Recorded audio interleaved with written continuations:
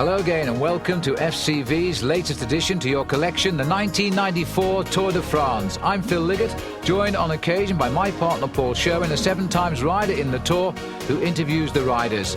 And I hope you enjoy what I think is a really remarkable race in many ways. The Tour de France claims rightly to be the greatest annual sporting event, and throughout July the race personifies all of the emotion of sport. The elation which is born from success, and the determination to succeed in the face of pain, and the sadness when retirement is the only way home. And this year too, the Tour de France can be seen on British roads for only the second time since it all began in 1903. The race this year begins in Lille, going across to Britain before running down the western coast towards the Pyrenees, an unusual route, then across the Languedoc towards the Alps, through a very difficult section of the Alps, before finally finishing in Paris. For the riders too, they'll visit the shores of Great Britain for the first time since 1974. After Brighton, it will go to Britain's first naval city, Portsmouth. Then they return and head across to the Alps for the final showdown. And after they leave the snow-clad mountains, for those that survive, they will see the Eiffel Tower.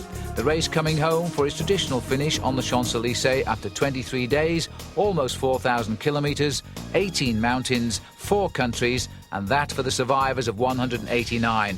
Let's look at the pre-race favourites. Alex Zülle 2 years ago brought Switzerland's real hope of becoming a future winner when, on his birthday and first tour, he briefly led the race. Then last year, a crash meant a disappointing 41st place finish. Then in April, Alex came fourth in the Tour of Spain. If he doesn't fall off, he can expect something better than that here. Gianni Bugno is loved or hated in Italy because of his erratic performances. This is his 7th tour, and his best performance came in 1991 when he finished second. Life is either up or down for the ubiquitous Italian who wore the rainbow jersey of world champion for 2 years. He promises a challenge again after winning the Tour de Flanders Classic in April. Colombia's Alvaro Mejia is making his 5th journey around France. Last year he confirmed the faith his country has in him by finishing 4th. He also showed he could climb well alongside Miguel Indurain, and he's improved his time trialling as well. We should see much of him this time. Back to is our old friend Claudio Chiappucci, but will he ever win a big stage race? This happy fighter has finished twice second and once third, and he probably won't succeed either this time, but it won't be for the want of trying, as his historic win at Sestria in Italy showed 2 years ago. A podium place in Paris is always the aim of this positive Italian. Most believe only one man can take on Miguel Indurain, and that's Tony Rominger, who last year finished second and won the King of the Mountains. In the last time trial too, he also beat the great Spaniard. This year he won the Tour of Spain for a record 3rd year. Well, last year Rominger hurt the handsome Indurain, who only finished 3rd in last month's Tour of Italy, but few believe he'll lose this year. He's still the king of the time trial, but once more must prove it again. And in the mountains, some believe he's fallible. However, he still remains the centre of attention. Well, favourites there may be, but now is the time to prove their tag. The prologue time trial here in Lille, 7.2 kilometres. And Chris Boardman ranking among the favourites over the short distance. A winner of 2 prologues already this year, his first full season as a pro. He's riding on the same GAN team as the team captain, Greg LeMond, probably riding his final Tour de France, the former world champion 3-time winner, who has helped encourage Chris Boardman. Well, Boardman starting 10th from the end of the list of riders this morning, and now having to set a time that will match that at least of Armand de las Cuevas, who's finished with 8 minutes 13.38 seconds. And this is turning out to be an incredible performance, because Boardman must have top speeds of 60 kilometres an hour on this course. There aren't too many corners, but the rider just ahead of him here in the finishing straight is none less than Luc Leblanc from the Festina team, and Leblanc is going to be caught for a minute right on the line, and that will be a big shock for the Frenchman. Chris Boardman boring down on him now. Leblanc sees him, moves away. Boardman switches tracks. This is going to be a tremendous ride by Boardman. Indurain and Rominger still to come. That's the time he's aiming at De las Cuevas. He is absolutely annihilating it. So Boardman, who said only the night before he wasn't sure he felt too well, now has a tremendous time on the board of 7 minutes 49.973 seconds, and surely that is going to take some beating. Certainly the Boulevard de la Liberté here in Lille has never seen anything like that. 55.1 kilometres an hour. Let's go down to Paul Sherwin with Chris Boardman. Chris, you've come in with the first time at the moment. That must be an incredible way to start your first Tour de France. Well, yeah, I mean, as I've been in pressure situations before, so I've had a bit of a crash course with the Olympic Games, but this is a different league, really. It's like the Olympics coming to town for the day. So I'm really glad it came together, because I haven't felt so good for the last week, and I've been a bit down because I realised the opportunity that's there for me coming to Britain. It's probably going to be the only time in my pro career, and so the opportunity is just fantastic. So I've been a bit frustrated, but today everything went really good, so I can't complain. And what's the pressure been like? Because there's so many people here. I know you've been to the Olympic Games, but this is the biggest bike race in the world. Yeah, well, it's nice really, because when you're in this position like right now, this is because you've done well. So this bit's easy to deal with. It's the bit 2 seconds before the start that isn't. What's it going to be like for the next few minutes? Because you have to wait for Miguel Indurain and Tony Rominger to come by. Again, I've been there before, and it's going to be tough, but we'll just have to wait and see. Thanks. And that's all you can do, Chris. And this now is the approach of Tony Rominger, the rider who beat Miguel Indurain last year and has come here with great hopes and joint favourite to win the Tour. But look at his time. He's already way outside the time of Chris Boardman. Boardman has done the fastest time trial in the history of the Tour de France, and Rominger is not going to approach it. He's second on the board with just Miguel Indurain to finish, and time is running out for Indurain. Look at the clock, and time has gone by him. This has been a tremendous achievement by Chris Boardman. He's waited all year. He said he would come here and win this prologue. He's now done just that. So Miguel Indurain beaten for the first time in a prologue for 3 Tours de France. He won't be in yellow tomorrow. And for Chris Boardman, the first British leader of the Tour for more than 30 years.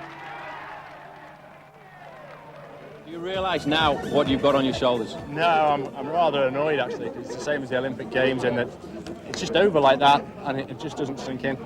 And you're just in the middle, and if you like, from the inside I'm the same person, from the outside it looks different, and it's taken a while to sink in. I'll enjoy it tonight.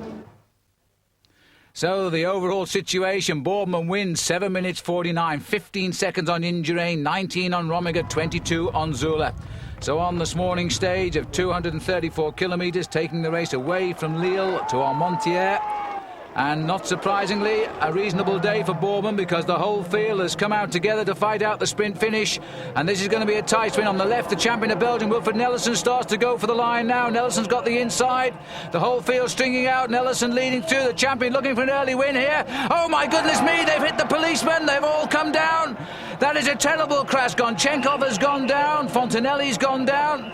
That is an amazing pile-up. Laurent Jalabert has gone down. Now watch this again here, and watch the rider in black. You can see the policeman looking straight at the race, and then into them goes Jalabert. Hits those cans really very, very hard indeed. I've never seen anything like it. This is Wilfred Nelissen on the floor, and with him is Laurent Jalabert. Well, how on earth did that happen? The problem was the policeman was there, and he had a camera to his face. It was obvious. People say he didn't have a camera in his face, but he definitely had a camera up to his face, because he didn't even move. I always expect a big crash in the Tour de France in the final kilometer, but not a crash caused by policemen, a crash caused more by the riders colliding together. And in the melee there, let me just remind you that Jamaluddin Abdou-Japarov was the winner of the stage, and that's the way it could be again here, because Jamaluddin Abdou-Japarov not enjoying the ride to Boulogne-sur-Mer and being beaten by the sprinter Jean-Paul Van Poppel, and Chris Boardman keeping his yellow jersey. So England is getting closer, and Chris is happy about that. Overall, the prologue gaps still remain between Boardman, Indurain, Rominger and the rest. But the team time trial, stage 3 of 66 kilometres, it finds the Gant team in all sorts of trouble, and Boardman himself has his problems. Loose handlebars soon after the start, and now problems with Greg LeMond as well on the climbs. LeMond cannot keep pace with his team as England comes on to the horizon on the channel. Well, it looks as though it's all gone wrong for Boardman in the very last kilometres of the day, and that is Eddie Seigneur overshooting the right-hand bend as they approach the finish, and they're getting nowhere near the time of GB, so Boardman will be out of the leader's yellow jersey. I'm very disappointed myself, but you know, when you say you've given it 100% and really turn yourself inside out, then you can't ask for more. Well, the GB team showed their perfection at this type of racing again, and in fact Motorola finished second, and overall Johan Museeuw now leads Indurain, Sorensen and Lance Armstrong up to fourth. A new Channel tunnel which now links France with Great Britain, carrying passengers for the first time for the start this morning from Dover Castle for a ride of 204 kilometres, and Britain laid out the red carpet. And the arrival of the Union flag, and we can't see it, but also Johan Museeuw's yellow jersey is there as well. This is the route, 206 kilometres from Dover via Canterbury, then through the Ashdown Forest, home of Sean Yates, and into Brighton. And the crowd here in the castle restricted to only 2,000 by the police for safety reasons, but the race itself now moving off before a much bigger audience than that. Sean Yates has been given his head, he's in the Ashdown Forest, and I think he's got permission of the peloton, and that's why he's here to meet his family as the race closes in behind him. But there is a breakaway on, by the way, and Cabello of the Kelme team is clear, with Magnon of France and Vanzella. But it looks as though the main field don't mind, and in Brighton it's a victory for Francesco Cabello. And that's the Spaniard's first victory of a stage in the Tour de France. The yellow jersey going across to the third place finisher and teammate of Museeuw, Flavio Vanzella, by 4 seconds. The second day in Britain, 182 kilometres based on Portsmouth, going out via Winchester, Basingstoke, through Petersfield and home to Portsmouth for the finish. The police estimating 1.2 million spectators yesterday, and they say there's more out today as the race goes past HMS Victory. And these are the famous Red Arrow Squadron of Great Britain, with the Hawk aircraft putting on a display over the finishing line. And now the race is coming in, and although it looked like being a breakaway, right now it's going to be a bunch sprint, and Sean Yates is trying to finish off 2 days in Britain with a win, but surely he's hit the front too soon. He's still a long way from the finish, although we're around the circuit here in Portsmouth, and the whole field have marked him. Well, Yates has shown his colours, but he has really left it too early, and he's gone now because there's an attack gone through on the inside, and this is going to be a good move. This is one of the ZG teams starting the attack, but the Telecom boys are closing in because Olaf Ludwig is thirsty for a victory and he hasn't got it yet. He's come close, but now the Telecom team are trying to bring Olaf Ludwig through. He's in second place at the moment. A couple of left-handers coming up to the finish now. This is a good run at the line by Christian Hen, I think it is, of the Telecom team, who's bringing up Ludwig in second place now. Museeuw's getting up there as well. Abdu Japarov in 6th or 7th place. It's the last corner before the finish now. This is a great finish for a sprinter here. And in fact, it looked to me as though the Mercatoni Uno boys are trying to get Martinello up there as well. They split on opposite sides of the road now, and still they're trying to bring Ludwig on the right of the picture. Martinello's over on the left. Abdu Japarov through the middle. This is going to be a great tussle for the line now. Jans Verada is trying to get through on the far right as well. Look at the little dashing Abdu Japarov. He's missed all of the wheels this time. Ludwig's coming clear with Minelli. Ludwig and Minelli, and right on the line. Well, that's the first win for Nico Minelli that we've ever seen in a Tour de France stage. He gets it by inches ahead of Olaf Ludwig after the Telecom team did all of the work. Martinello third, Verada fourth. What a finish for the sprinters, Abdu Japarov and Van Poppel. Overall, Vanzello keeps his 4-second lead over Museeuw. Indurain is third and Armstrong fourth. No change in the second day here in Great Britain. But these are the people who made this race. The crowd saying goodbye after the first time for 20 years the Tour has visited these roads. I'd like to thank everybody. I mean, I know it may sound corny, but I've never seen anything like it, and I'll remember it as long as I live. It's absolutely fantastic. And Chris Boardman speaking for just about everybody, including Jean-Francois Bernard, here on the aeroplane as they now fly back over to Cherbourg. And the distance, 265 kilometres now down to the capital of Brittany in Rennes. No real challenge as the race heading now towards the Pyrenees, but they're still a few days away. Just a small time bonus sprints, and of course a very delicate lead indeed for the overall leader, Flavio Vanzella. And the sprint's proving extremely precious now because this small breakaway got away near the end today, and this is an attack by Gianluca Bortolami.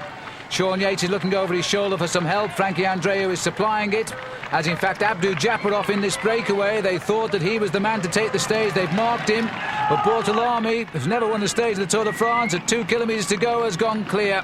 And I think the breakaway is making Abdu Japarov do all of the chasing.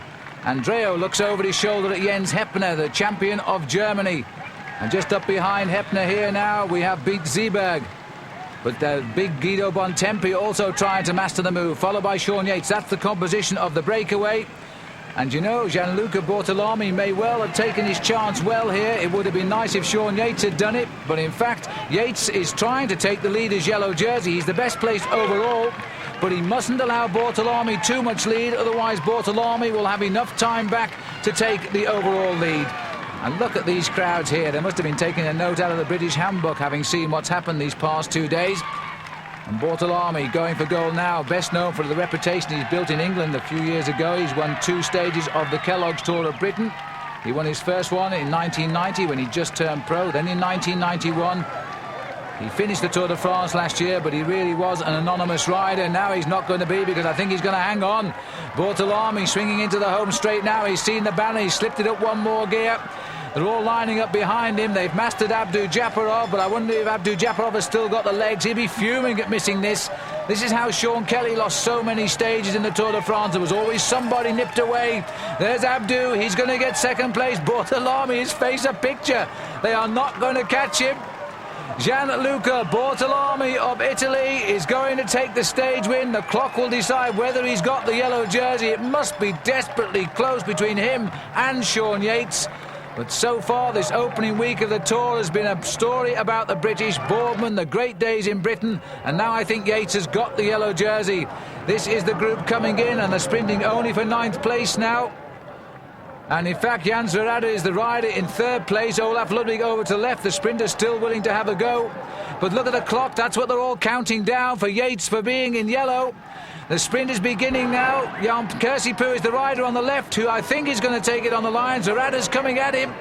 But Kersipuu is holding off Zverade. And in fact, Kersipuu gets it. The clock's important. I make Yates in yellow. I make it desperately close. Bortolami is the man who could spoil the party here. He was the rider, and look at this. Yates doesn't know. He just does not know. Sean, you've done it. You've got the yellow jersey. How do you feel, man? Ne bouge pas, ne bouge pas. Unbelievable. Sean, after such a long career. Yeah, just shows you. I know it's the fat lady sings. Well, she's singing now, Sean, the leader by a single second, but for Greg LeMond, it's the end of the line. I mean, I don't know. This is not what I imagined finishing my career like this. This is. I had a dream of racing well this year. I don't know. Some dreams don't come true. Yeah, life goes on though. I mean, I've had my dream in the past, so you know, at least I've had what I've had. And Sour. what do you mean? No, I'm just saying. I'm at least I'm glad I had a career that I've had already. I mean, it's unfortunate it can't finish better. I always dream of finishing better, but and I can't say I'm totally over, but at least for this tour, I'm over. You know. Yes, are you sure that Well, I don't think I'll race well here. No? You start a tour like this, and you start having a couple bad days already in the first week. You might feel better one day to have a stage or something like that, but to really feel good, no. Tour de France, the secret is being good from the start to the finish. You're not allowed to have any bad days. Too far away now. Yeah, for sure. Sadly, it is for Greg LeMond, who leaves the race in the Sagwagon, having won the Tour 3 times previously. But for another Tour veteran, Sean Yates, wearing the yellow jersey for the first time, life continues. I mean, I know I've done a lot of work for other guys, and Gilbert Duclos-Lassalle just came in the room and he was really happy for me, so that's great. And I know people think that I deserve some, victories, and I've had a few along the way, but for what motivates me is to ride for other people, and that's fine by me. And I think that's why the British public like me so much, because I'm not a superstar, but I always stick it out, and I've done over the last 13 years, and I think that's what makes me popular. England and after England, but not in England. Nice ride, mate. Well, incredibly, there are only 2 British riders in the race, and now they've both worn the leader's yellow jersey. That's not been done since 1962. Pascal? Oui? Qu'est-ce qu'on dit? It's not been so bad, has it? Unfortunately, we had the jersey before England and immediately after, and not during, which was a bit frustrating for both of us, but I was made up for Sean. This is, he says his last tour. I don't believe it. I wouldn't believe it if I was you. And so if that is the case, superb. Taking the yellow jersey in your last tour, it's absolutely must be a dream for him, I'm made of. But the next day for Sean Yates, the hand of Rolf Sorensen held him back while Johan Museeuw won a 6-second sprint bonus, and Museeuw took over the race lead as he did on the approach into Britain 3 days previously. He now leads by that 6 seconds ahead of Sean Yates, Bortolami third and Van Zelle fourth. And the very next day at Talisac, it was a win by Bo Hamburger of Denmark, and the race lead stayed with Johan Museeuw by 5 seconds ahead of Yates, who was down to 10. But now we're on the eve of the time trial.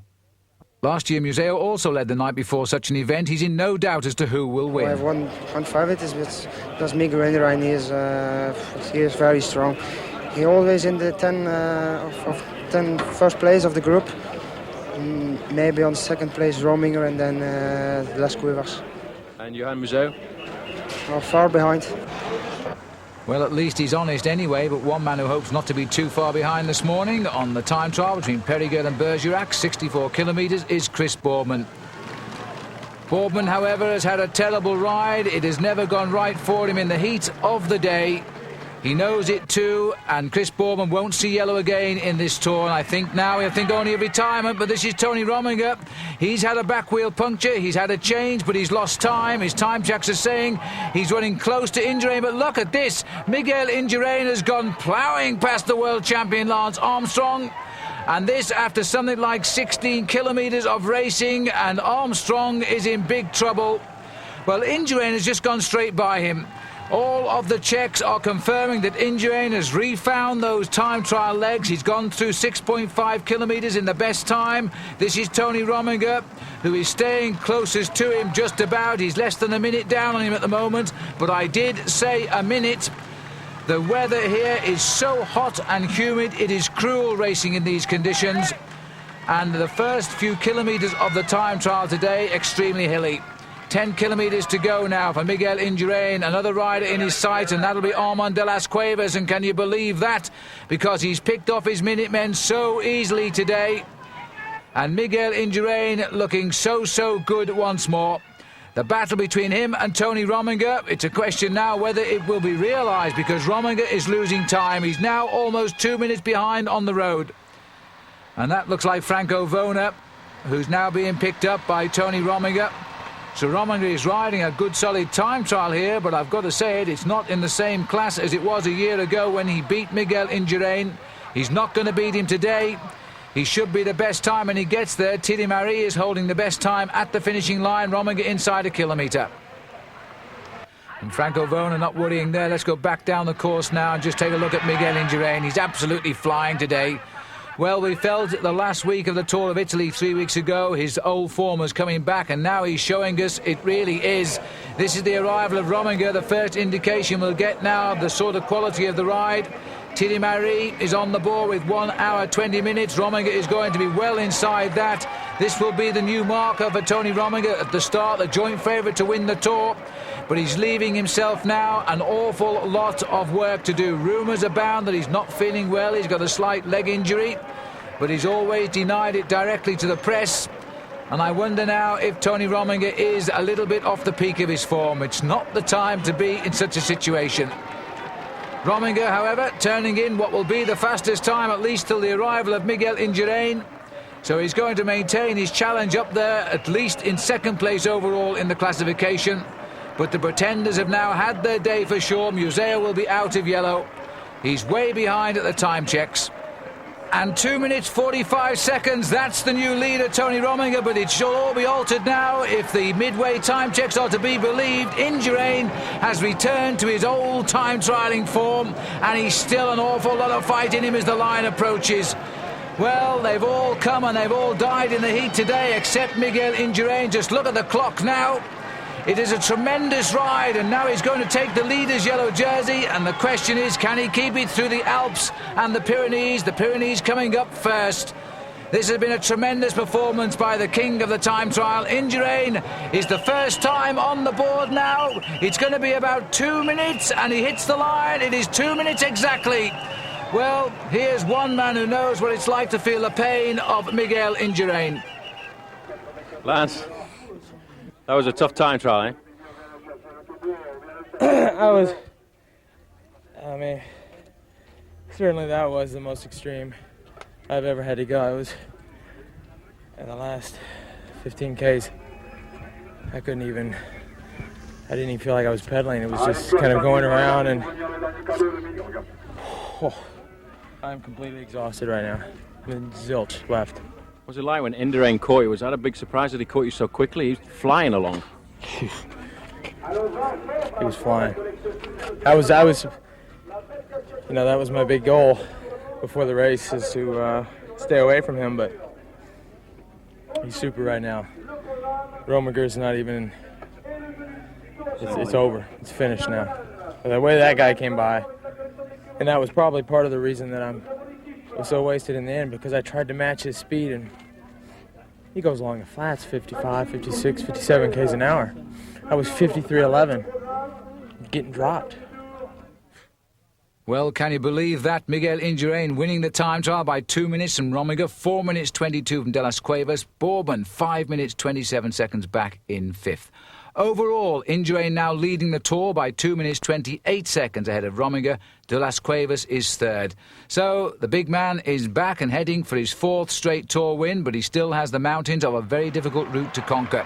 But not today. Bergerac to Cahors, 160.5 kilometres, the 10th stage, and the weather now is so humid you won't believe it. But the riders in the control here of Benesto now, a familiar scene, as Indurain tried to keep a leash on most of the men, but a small breakaway has got away towards the finish, and that is an attack by the champion of France, Jackie Durand, who retained his French title just before the Tour began. And it looks as though he's trying to slip away from the breakaway group here. The rider nearest the camera is the Australian Stephen Hodge. And I think you know that Jackie Durand has made the move here. He tries as often as he can. He was featured in a long breakaway when we went up to northern France with Stephen Swartz of New Zealand on the Motorola team. And he got caught on that occasion, but now he's gone. Mario Chiesa sitting at the back here for Carrera.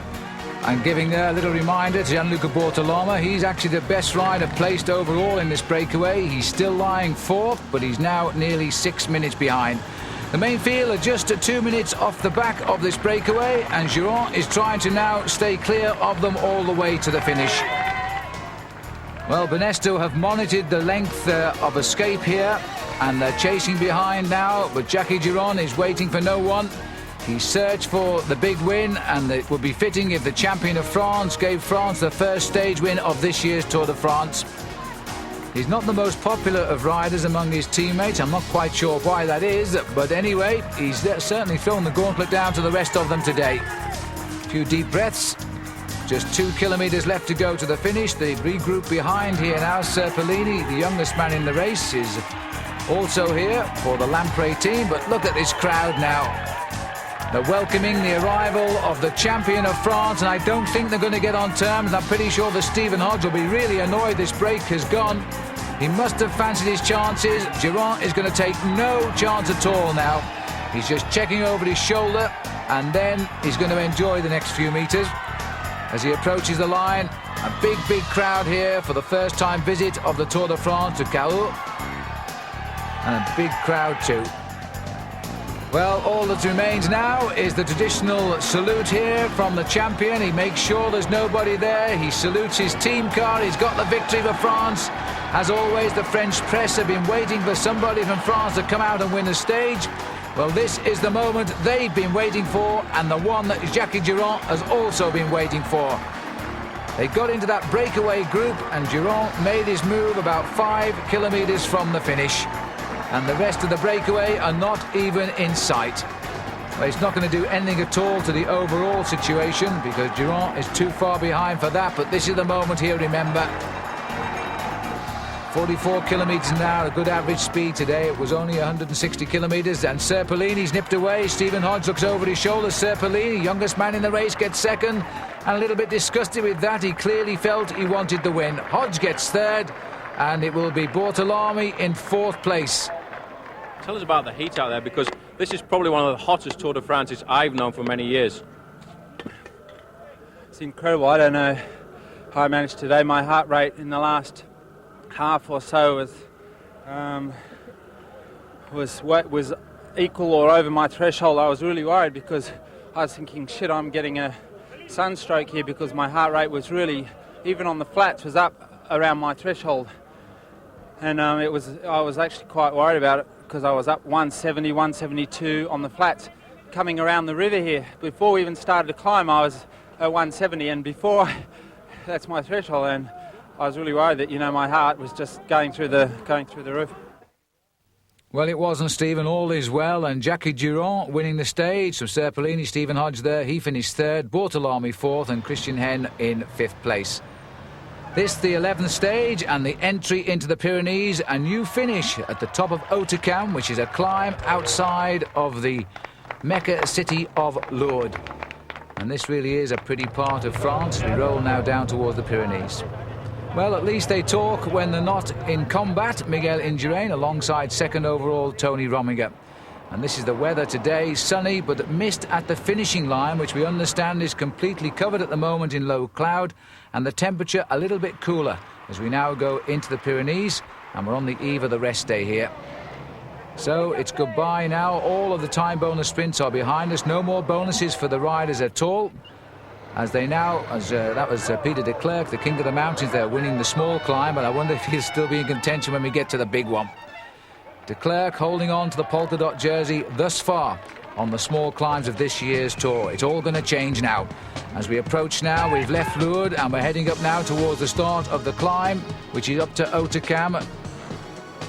And this is the Motorola rider at the back, is Stephen Swart. This is the breakaway, but the field are not very far behind. This breakaway is formed. They're trying to make a run for the mountain here. But whether in fact they're going to hold it off towards the finish, that is highly debatable now. Massimo Girotto is in this breakaway too. And Magnan of France is the rider on the far right for the Castorama team.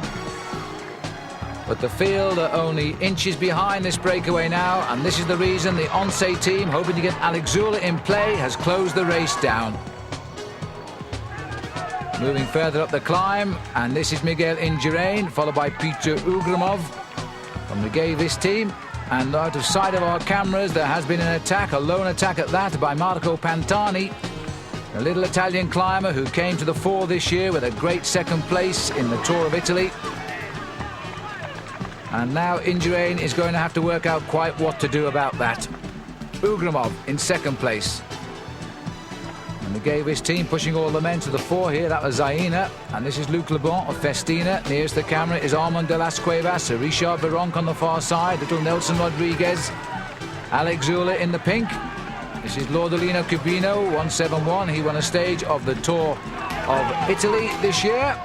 And it looks as though Leblanc is trying to open the gap. And I don't see Indurain there, so I think he's already gone. Delano of Spain, the Spanish champion. This is Rominger in all sorts of trouble now. Rominger has been unable to answer the attack that has come from Indurain. Pantani is still ahead on the road. Udo Boltz riding alongside Tony Rominger, and Rominger really does look in trouble here. Rominger is losing ground, so it could be true what they're saying. He isn't on top of his form. And maybe the heat of the valleys, now combining with the chiller of the climb of Hautacam, has got to him. Well, also being dropped there now is Zaina at 5 kilometres to go. Pantani is 22 seconds ahead of this group. And De las Cuevas trying to hang on to Indurain, but he's in trouble too, De las Cuevas. He's not a great climber, he's a good time trial rider, but it looks to me as though he's cracking like he did in the Giro d'Italia. Luc Leblanc hanging on to the back wheel of Miguel Indurain. Well, just what is Indurain thinking of now? He's got one rider ahead of him, Marco Pantani. And Indurain, with all the time in hand he requires, is now trying to go for gold, I think, here on this first day in the Pyrenees. De las Cuevas struggling just to keep them in sight right now. The other rider up there, by the way, is Richard Vironque. Also the Festina team. The Festina team have ridden so well. There's our friend the Devil, who joins us every day in the last few kilometres, but this is the rider heading the race now. Pantani, who attacked at the bottom of the climb, is still hanging on, but they're coming back slowly but surely towards him. And there's only Luc Leblanc now with Indurain. This has been a tremendous climb by Miguel.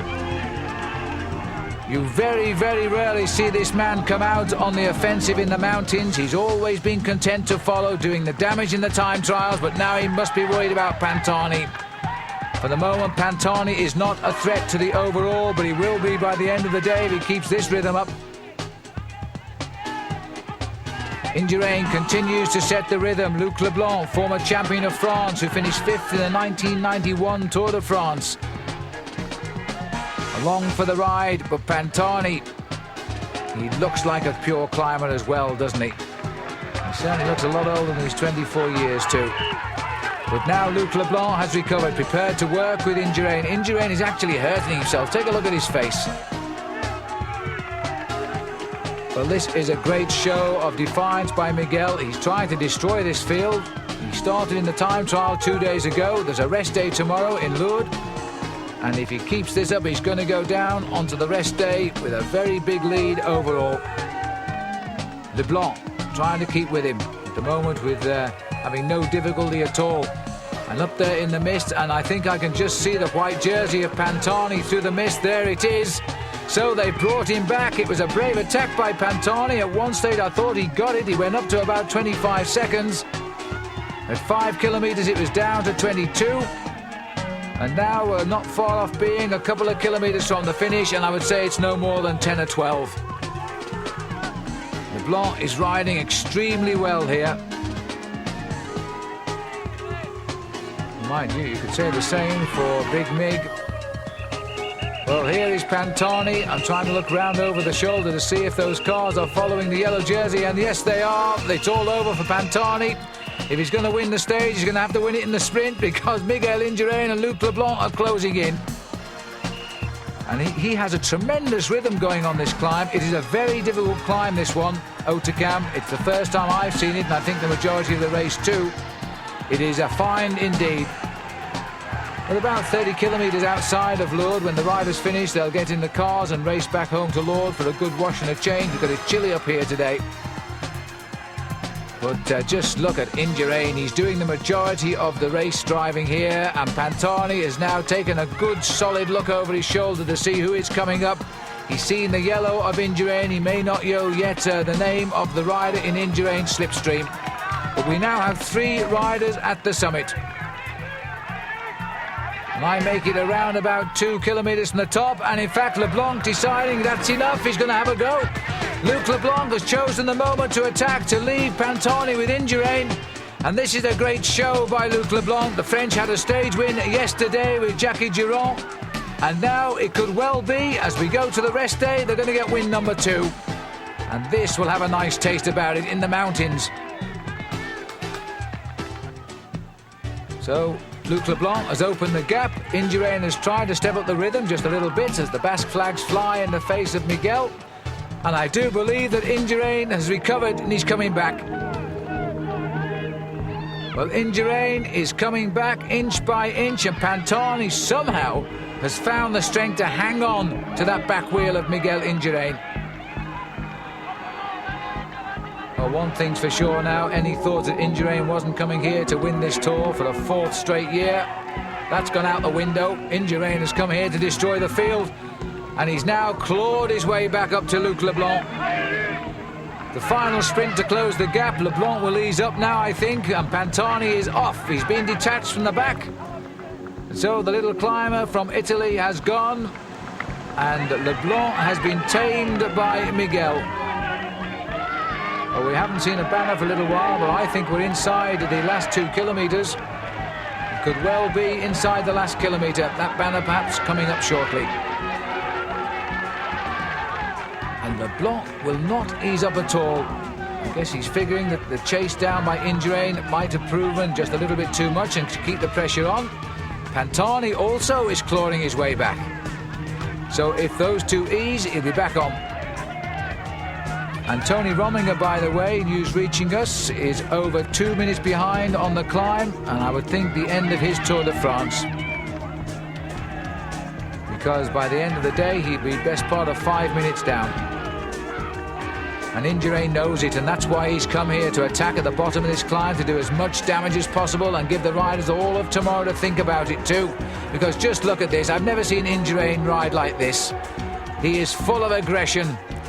He's always ridden such a calculated tour, but not today. He's come here to prove to everybody just who he is. We've just passed the 1 kilometre to go now. Indurain now steering the train here, and I think he's got Luc Leblanc on the defensive. The gap is there. Leblanc won't give up easy. Very courageous little rider, Luc Leblanc. He started out alongside Cyril Guimard, a man who's trained more Tour de France winners than any other team manager when he turned pro back in 1987. Comes from Limousin. It's a beautiful area of France. And Leblanc now trying to hang on to the one man who has set the world of cycling alight these past 3 or 4 years, Miguel Indurain. But it's not often you see him with a face like that. He is riding away. He sees this as the last stage of the Tour de France. I think he wants a big lead, and I'm wondering if it's because he is afraid of the mountains to come. He is afraid of what the Alps hold in that last week. And in fact, Leblanc is still finding the strength to work with him. That's a tremendous piece of riding by Luc Leblanc. He rode a good season as champion of France. He won the title back in 1992. He had 3 wins then the following year as the champion. And this year, let's not forget, he won the King of the Mountains in the Tour of Spain when he finished 6th. Well, they've tried to attack one another all the way up the last 5 kilometres of this climb since they wiped out Pantani. Neither has succeeded, so it's going to go to the sprint. Indurain searching for time, and I suspect Leblanc searching for the stage win. Interesting situation this, because when Indurain last came on mountain with a partner, it was Greg LeMond up to Luz Ardiden, also in the Pyrenees. And on that occasion, LeMond wanted time, and it was, in fact, Indurain who got the stage win. I wonder if it'll be the reverse here now with these two. LeMond went on to win the Tour that year, and that was before Miguel Indurain took over. But now they're going to go down to the sprint, and Leblanc looks as though he's still got the power in those legs. He's gone. Indurain has made so much of an effort up this climb to get time over the rest of the race that surely he hasn't got the strength left now, and Luc Leblanc knows it. Win number 2 out of 2 days for the French, and in the mist, just through the mist. I'm sorry we can't show you better than this, but Luc Leblanc finishes just a few seconds ahead of Miguel Indurain. Just a couple of them, I think. And now we wait to see Pantani. There he is. He's come through some 18 seconds down. So Pantani is back. Now the mountains are with us in the Tour de France. And this is the sprint now for 4th place. And no, it's not. That's Rominger come through. And look at the gap, 2 minutes, 21 seconds down, as we see the slow motion win here for Luc Leblanc of France. He's going to remember this one. So Luc Leblanc wins by 2 seconds over Indurain. Tony Rominger finishes only 16th, 2 minutes 21 seconds back. He holds 2nd place, but look at the time gap now. De Las Cuevas just about hangs on to 3rd, but those 3 actually pretty much clear of the rest of the field. So after the rest day in Lourdes, we're now facing the big mountains, the Col de Peyresourde, taking us now into the Pyrenees for a few traditional climbs for this race. Then it's on after 140 kilometres to the Col d'Aspin. And that's only a short stepping stone then to the giant, the Or category at 2,115 metres, the Col de Tourmalet. That coming at 170 kilometres. And then we have the big climb to the finish after you descend down to Luz Saint-Savoie of Luz Ardiden. At the finish line, 210 kilometres covered. Well, this is the scene that will await the riders when they finally get up here to the ski slope, and the perfect conditions for the arrival of the race. And the race last here in 1990 when Miguel Indurain won the stage and 2nd place LeMond won the Tour. A non-starter today, Claudio Chiappucci. But what about the rest in the race, Paul? You know, Phil, there's definitely no feeling of defeat in the village this morning. In fact, earlier I had a chance to talk to Barney Rice from the Gaviz team, and he was telling me that Pietro Ugramov, his teammate, and himself had come to form just at the right time, and they're good men to attack in the mountains. The Festina squad with Luc Leblanc are absolutely euphoric after that win 2 days ago, and they'll be having a go too. Tony Rominger seems a little bit happier after his 1 day's illness, and he says he'll go out there to attack, even if it's just for stage victories. He's going to put Miguel Indurain under pressure, and the riders here in the Tour de France know where Indurain's weakness is. It's on the mountain stages. Well, now we will find out. We're on the lower slopes heading up towards the big climbs of the day, and a familiar sight here, Miguel Indurain in yellow. Well, this is the first attack that we've had of note as we come up now towards the top of the first climb of the day. This is the Col de Père Sourde, and the rider at the top is Pedro Torres, and he went away at the start of the climb. Well, this is Eros Polly here, the tallest man in the race, and I'm a little bit surprised to see him even trying to stay in contention at the head of the field. But Polly has had enough now. He's taken a little look over to the left, and he's seen the slopes, and he's falling away from the action now as the big hitters start to move into the race. Well, this is the chasing group of Thierry Marie and Richard Virenque. Udo Bolts is the rider second from the front. A little rider up on the left there is Pelliccioli, and this is the chase group now, and you can see Miguel Indurain keeping them all within reason here. The attacks that came early on now are starting to be nullified as Thierry Marie is cracking and the field is coming around him. Marie tried to get away on this climb here, but it's failed, and that's Nelson Rodriguez who goes round him. Lordolino Cubino and Richard Virenque. And Virenque is now the rider who's pushing hard here for a good day out in the mountains. He lost the climb of the Col de Père Sourde, but he's now doing a lot better on the Col d'Aspin, over the top in first place. And this is the time gap back to the yellow jersey group, ticking away just over 5 minutes. Well, this is turning out to be quite an amazing tour these last few days for the French, because now Virenque is trying to establish a lead in the King of the Mountains. And he's at the back of these three riders here with Camargo and Hervé. And here he goes again, Marco Pantani. He has this tremendous acceleration when he decides to go on the offensive. And just look how he does it.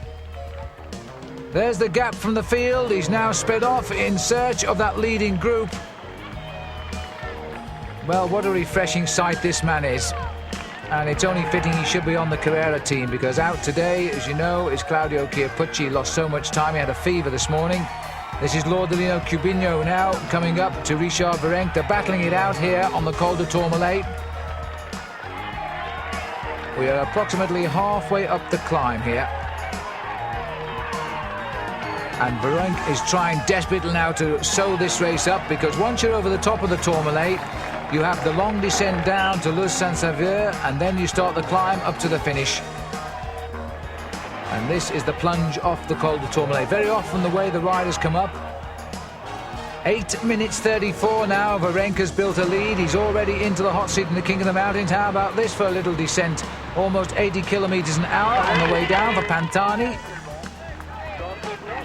We're out towards the finishing climb of Luz Ardiden. And this is a very, very good sight indeed for the French. Pantani now picking up the remnants of that long breakaway which Virenque has fled from. That's Nelson Rodriguez they're passing, and also not too far ahead of them was Lordolino Cubino. And this is Benesto trying to bring themselves steadily back into the race on the last climb, and they've left it awfully late. 3 kilometers from the top now for Richard Virenque. Here is a rider who once surprised us in the Tour de France by wearing the yellow jersey, but now he's come here as an established pro bike rider, and the Festina continue their fine onslaught on this race.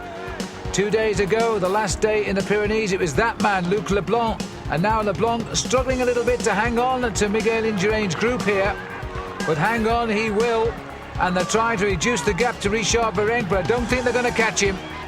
Virenque is going to give Festina another stage win, and I bet the organisers are feeling a bit pleased with themselves now, having given the last place to Festina in this race. And it cost Zenon Yaskula's team their place, and Yaskula was third overall in the race 1 year ago. Well, Virenque is going to be the first Frenchman to win the climb of Luz Ardiden, if he wins it. But I don't think he can get stopped now. He's a long way ahead still on the road here. The riders make their way up the climb, and still the remnants of the break are ahead of that group containing Indurain and Leblanc. We've still got Rodriguez somewhere in there, Pulnikov. Just look at this crowd now. This is a very typical crowd here. The majority of them, believe it or not, are French. Those flags are from the Basque region of France. They expected to see a Frenchman win here. Gubino has won up here before, so too has Miguel Indurain. But today it's going to be a Frenchman in the Tour de France. And there's no stopping this man now. He's going to have the greatest moment of his career.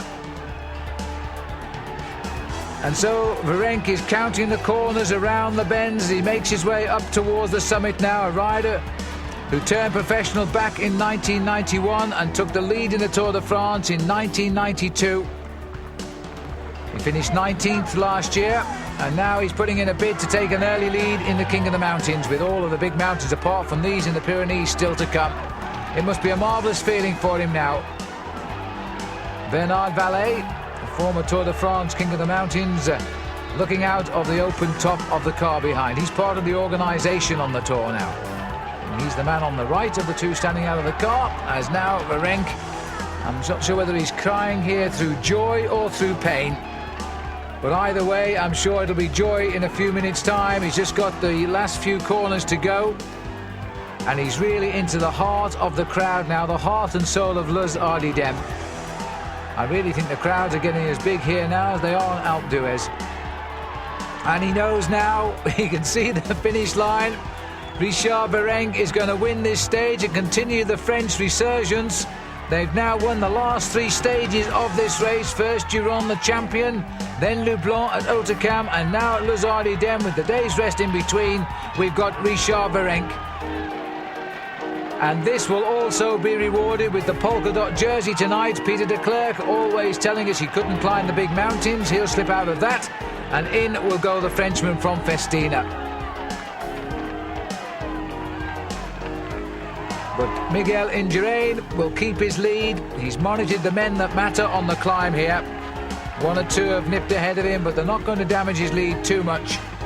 As round at the bend, he'll see the line, and Richard Virenque surely could never have thought that this long attack from the small breakaway that started it all could possibly have survived. He was 6 on the first climb today, 6 kilometres after the start, and then he started to win the climbs and take the prizes. This is Pantani. And Pantani again has done his great heroic charge for the line. He's got clear of everybody. And Pantani is establishing himself just like he did in the Giro d'Italia in the mountains. And the great Spanish supporters, they're cheering everybody on the climb. And I haven't seen the Italian flag fly yet, but Pantani cutting his way through now. There's the Spanish one for you, or the Basque version of it anyway. And just look at the people here as he cuts his way through. And the finish line is right above his head there. It just twists and turns up the side of that piece of granite. And now he's come up towards the top. The clock is counting down on the arrival of Virenque, and this is a real heroic victory. It's going to be 4.5 minutes for Marco Pantani in second place. The gaps have opened. This is Oscar Pelliccioli, who rode so well and won the King of the Mountains in the Tour du Pont this year. He also won a stage there. And he gets third place. And now in the battle for fourth. And maybe it's fifth, because I thought Nelson Rodriguez was up there somewhere. But in this group here, we've got Miguel Indurain. Pulnikov has been brought back. He was away, but he's back in the fold now. Indurain has picked him up, but I think Nelson Rodriguez is off our cameras, racing through the crowd ahead, because you see the cars moving up above the head of Indurain. That'll be the arrival of Rodriguez of Colombia. But this will be the race now we're seeing here for fifth place, and look at the time gaps. So this is going to bring Virenque right up the overall classification. There is Rodriguez. He comes in. He'll be fourth.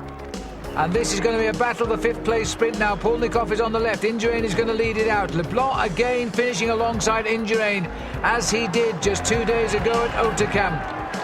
But now you know Leblanc, Virenque are all going to be right up there, because Rominger again has lost time. Pulnikov gets the sprint. Indurain and Luc Leblanc. Well, there's the happy man today. The eyes are smiling of Richard Virenque, the stage winner. And this is how he saluted the crowd. Polka dot jersey, his as well, at the moment at least, as King of the Mountains today. And a very good mountain climber he proved to be. Tremendous victory by 4.5 minutes plus over Marco Pantani. So the French beginning to get the flavour of their own national tour at last. And now come the tears of joy, because you can bet your life there'll be a few glasses of champagne drunk tonight by Festina, ahead of Pantani, Pelliccioli, Rodriguez and Rominger, losing 10 minutes today and another 3 to Indurain. He hang on to second place, but he's almost 8 minutes back now. Varenki's up to third. Leblanc is there in 5th place. And so the race has had its battle of the Pyrenees, and today there aren't too many of them left, but we stay in them briefly. And happy birthday to Miguel Indurain, who's 30 today. And now let's go to Paul Sherwin with the last man in the race, Marco Vermey. Is it harder than you thought it was going to be? Yeah, because I was going pretty good before. The week before the start, I got third at Nationals, and I thought, well, I'm in shape. But it's nothing compared to the Tour. It's a tough race, huh? It's very, very tough. The competition is the best in the world, so I guess now I'm maybe part of that. It's the hardest race I've ever ridden, and week to go. I hope to make it to Paris, but it's still a lot of obstacles in the way. What about the crowds? Do they help you? Because the crowds here are phenomenal.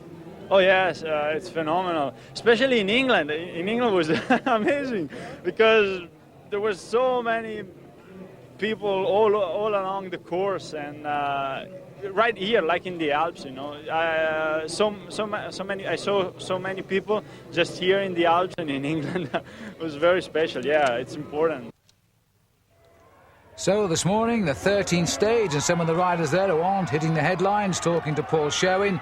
And now the race is winding its way away from the Pyrenees and heading out to Albi, where the temperature again can be expected to gain in height. And over the first little climb of the day, it's Côte de Mauvesin, coming after around about 12 kilometres today. And Richard Varenk just reminding us all that he is now the leader of the King of the Mountains. Indurain just alongside Peter de Klerk there. This breakaway establishing itself on the open road. And a chance maybe for one of them to stay away to the end. But this race has been one for chasing down breakaways this year. Edwig van Hooijdonk, who's tried a lot to slip in. He's about 4th man off our camera and still looking for the chance. This is Bjorn Ries, the Danish rider who rode so well last year. And riding alongside him here is Carlo Boemans, former champion of Belgium. Now this is Tony Rominger. He's been yo-yoing off the back of the bunch all day. The cameras have stayed with him because everybody has expected Rominger to throw in the towel. I'm wondering if that's what he's talking about. That's, I think it's Jorgi Muller, his teammate and friend, who's riding alongside him, because they train together in Colorado Springs in the United States at altitude before they come to the Tour de France. They've done that for the last couple of years. But I think Rominger has decided to call it quits here. If he does, he's going to retire from this race in 2nd place overall, albeit 7 minutes and 56 seconds behind Indurain, and it's going to happen. Rominger is going to pull over to the right of the road and retire from the Tour. Well, this is something of a tragedy here, because Rominger came as the joint favourite, as the only real hope to take on and beat Miguel Indurain. And one has to ask the question whether indeed it's the pressure and all of the publicity that may well have brought about the final cracking of this great Swiss rider. But he's allowing the race to go away, and that's the team car, which is more or less bade him au revoir, because he will retire in the 2nd team car, which will follow up from the rear, and I think that's possibly what he's looking for right now. Well, this is sad. Rominger holding back half of the race here, but the car has stopped, and there it is, and it's all over. There's Graham Watson, the British photographer, whose picture's all over my bedroom wall, taking a photograph for the annals. We'll no doubt see that one day, the retirement of Tony Rominger. Well, the race may not hear the news of that until they reach the finishing line, but Bjarne Riis has slipped away, 53 seconds ahead of the field. They've been closing in pretty rapidly over these last few kilometres into Albi. And Riis is now trying to swing this the way of the Danes, because in fact Bo Hamburger got a surprise win for them down at Trelisac, and now they're trying to close it down. This is the tallest man in the race, Eros Poli, the Italian rider, but they may well have again left this too late, although no, they're closing in. 40 seconds the gap now. Bjorn Riis, who wore the leader championship jersey of the King of the Mountains briefly last year. He also got a stage win then, and he also finished very well up overall. But he hasn't been seen too much of this year, and Danish television have been giving this race a lot of show, live coverage every day, and now they're going to enjoy this picture because Bjorn Ries is going to win the stage. And this is a reversal. He's finally come out of his shell at this Tour de France, and Bjorn Ries is going to win it. There's nobody going to stop him now. And it's a tough little finish. You can see the rise there. They come up just before the line, but Ries has done well to hang on. He tries to look through the cars, but don't worry about it because the gap is there. It's not going to be a lot. It may be about 15 seconds. It may be slightly less because they were closing in so rapidly. They swept up everybody in that breakaway. But he's won the stage, Bjorn Ries, and there they are right behind him. And it's the battle of the sprinters again with Abdu Japarov taking on Jan Zurada and Martinello. And this time, Zurada takes it. Now let's go to Paul Sherwin with Yogi Muller. Exactly what was the problem that Tony had over the last couple of days? He, in the end now, he had a bad stomach. He couldn't digest anymore. And probably just because he had this bad day, and he had to go so hard for himself as well, and he had to go to the age where he just hurt his body a little bit too much, probably. You were the last man with him. What did he say to you before he abandoned? Okay, he said, don't stay with me too long because you don't get in the race anymore. And that indeed a very sad epitaph there on Tony Rominger by his best friend Yogi Muller, while it's the Danish rider Bjorn Ries takes the flowers of the day, finishing 9 seconds ahead of all of the sprinters. And the yellow jersey still staying very firmly on the shoulders of this man. He's now destroyed the second-place rider overall, and this, by the way, is his wife, who doesn't like to speak to the television cameras. But her husband lets his legs do the talking, and Indurain leading by 7 minutes 56 seconds ahead of De Las Cuevas. So the race continues along the flat roads without Tony Rominger, and a breakaway of 5 having gone clear on the Col de Fromfoy containing Rolf Sorensen and, among others here, Massimo Girotto. Now, my colleague Gary Imlach from Britain's Channel 4 television has an interesting tale about one of the Tour's real characters. You know, we've always had characters on the Tour. A couple of years ago, it was the Panasonics, the Dutch couple who made endless cups of tea on the bleakest stretch of every stage. Then there was the man, of course, who drove the motorised profiterole for a living. But this year, there's only one character on the Tour, and here he is, the Devil, or since he's German, Der Teufel. Teufel. Guten Tag. Hello. Now, since my German's as good as his English, I can't really get to the depths of what he's all about, but I can say that he is the strangest character we have ever met in our coverage of the Tour de France. Was magst du hier? Ja, ich bin hier begeistert von den Leistungen der Fahrer und versuche hier anzufeuern und richtig noch einen draufzulegen, noch den richtigen Endspurt zu verleihen hier. Well, the gist of all that is that the Devil, or Didi Senft as he's known back home in Berlin, is a bit of an enthusiast, which, let's face it, hardly needs translating. Anyone prepared to put on red tights and horns and wave a trident at passing traffic for 3 weeks is clearly a complete enthusiast. And once you've got accustomed to the sight of a 42-year-old German with a 6-foot tail made out of an old inner tube, there's the question of the bike, a monstrous construction with 30 footballs on each wheel. After Indurain, he's possibly the most photographed figure on the Tour too. Despite his popularity, though, it has to be said that on the evidence of this performance, the Devil does not have all the best tunes.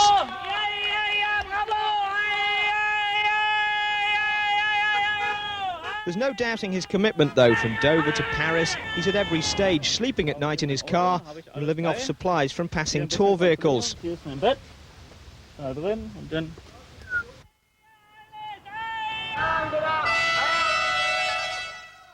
The Devil sees each stage through to the bitter end, and after charitably passing up the opportunity to take the hindmost, hitches up his huge bike, packs away his tail, and heads off happy at another diabolical day's work on the roadside.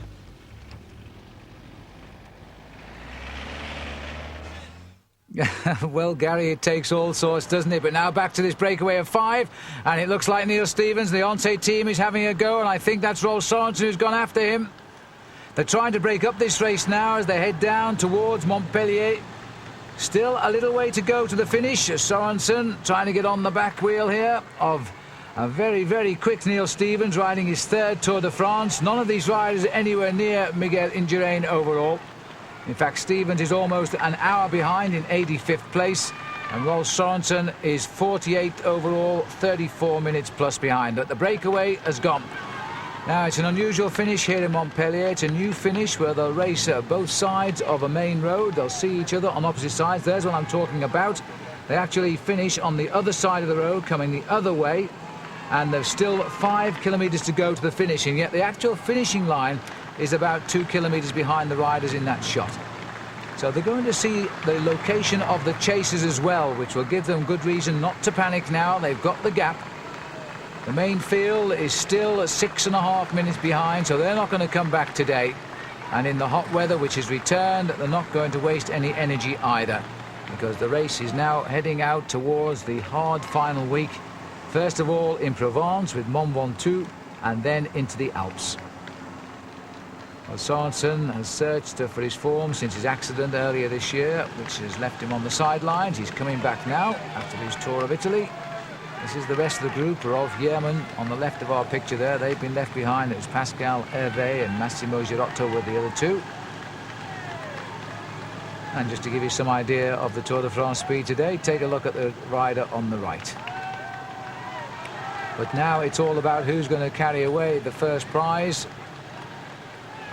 As important as ever, some $7,500 to the winner. And Neil Stevens, of course, has never won a stage of the Tour de France and would dearly love to take one now. And unfortunately, the wise old Rolf Sorensen, a classic winner, is now... There's the bunch going the other way. They're a long way behind, something like 3 kilometres, 3 or 4 kilometres in fact. So they're not going to come back. Plenty of time to finesse. Watch out for the other three, though, because they're about a minute behind. But you see, Sorensen will not come round at Neil Stevens, and that's exactly what Stevens doesn't want, because he really could do it bringing Sorensen into the front now. And Sorensen, the finish is as far as the eye can see. And Sorensen is going to make Stevens lead out, and in the end, Stevens is the first to crack physically and psychologically. He's now having to go forward and do what he can. But you know, I'm not so sure that the power is there in the legs now. He's turned off again. Turned off again. He wants to bring Sorensen through, but Sorensen learned a lot from his father Jens, who rode in the Olympic Games back in 1960. He turned pro when he was only 20 years of age in 1986, and he's going now. He's slipped it up a gear. He's going to keep Stevens tight. Now Stevens has been forced to take his wheel. Sorensen puts his head down now and goes for it, and I don't think Stevens is going to come back. I don't think he's going to come back. Sorensen checking his speed all the time. He gets the win, and a very good win indeed for Rolf Sorensen. This is Rolf Yearman, former champion of Switzerland and winner of the Amstel Gold Race when he pipped Gianni Bugno in a very tight finish. He's going to go now. Massimo Girotto coming, but watch on the right. This is Pascal Hervé. The legs haven't got it this time, and Rolf Yearman is going to take the sprint away from Massimo Girotto. That's the order, but the man of the day, without doubt, was Sorensen. Were you worried all the way to the line because you looked a little bit twitchy with Neil Stevens there? Were you thinking about the stage in the Tour of Italy? Yeah, I was. So long time since I've been winning. Won the first race this year, like Williams, since I've had a lot of infortunes. And I was very afraid that he would beat me too. I know I'm a lot faster, but then a sprint with two is always difficult. So I've learned from my mistake with Girotto, and I pulled the sprint. Rolf is, you probably know, he's a bike rider with a lot more class than me, a lot more talent in the sprint. He was doing some pretty slow turns near the finish, and I just said, oh, listen, get to the finish and we'll work it out there, you know, but he didn't see it that way anyway. We had to get rid of a go today. We'll try it again another day. Typical Aussie comment that. This is the sprint now for the main field. Just on 6 minutes down. It looks as though the Lotto boys are trying to work something out here. But again, Abdu Japarov coming through off the rails there. Now he goes across the road, but at least he's well clear of the field. Zarada takes him on, and Martinello. These are the three sprinters. This time Abdu gets it. But the broken wrist of Sorensen now behind him as he goes back on the winner's podium as the winner of the stage in Montpellier in the same time as Stevens. Abdu Japarov bringing the field home in 6th place. Overall, Indurain keeps all of his advantage over Richard Virenque, nearly 8 minutes. De Las Cuevas 3rd, LeBlanc 4th. And this is Mario Scherer, one of 18 riders to give up today, and that doesn't include Lance Armstrong. Just my fatigue, and I need to start preparing for the World Championships, and I can't start that if I'm too tired. And so Armstrong deciding not to start the next stage, which was stage 15, taking the riders from Montpellier to Carpentras. So they really did crack in the hot weather of the south, but the two Aussies are enjoying themselves. What a great couple of riders, and they're pretty strong boys too. So the riders now off into Provence today, and I'll tell you, it's always hot down there without the climbing of Mont Ventoux. And as the riders come through the finishing town of Carpentras with a big circuit still to come, it's been almost a race-long breakaway here by the tallest man in the race, and he's now on the foothills of Mont Blanc, Eros Poli. Well, Poli has been an Olympic team time trial champion, but he's never had a great performance out of his career as a professional. And this is the scene on the climb of Mont Ventoux, the tribute to Tom Simpson, who died here in 1967 on July the 13th on the 13th stage. The great cyclist from Britain and Britain's only world road race champion. This memorial was put up and paid for by the cycling fans of Britain in 1968. And whenever the race passes by, the riders always pay their few moments of tribute to the organisation going ahead. This is what happened in that fateful moment in 1967. Tom Simpson was in pursuit of the Spanish rider Julio Jimenez, and he collapsed on the roadside, and he muttered what have now become immortal words to Harry Hall, the then race mechanic, which was, "Put me back on my bike." But it wasn't to be, and Simpson collapsed and finally was declared dead on arrival when the helicopter took him off the mountain. Well, without doubt, Britain has searched long and hard to find a replacement for this great man, and they may feel they've found him now in Chris Boardman, who took the lead this year for 3 days.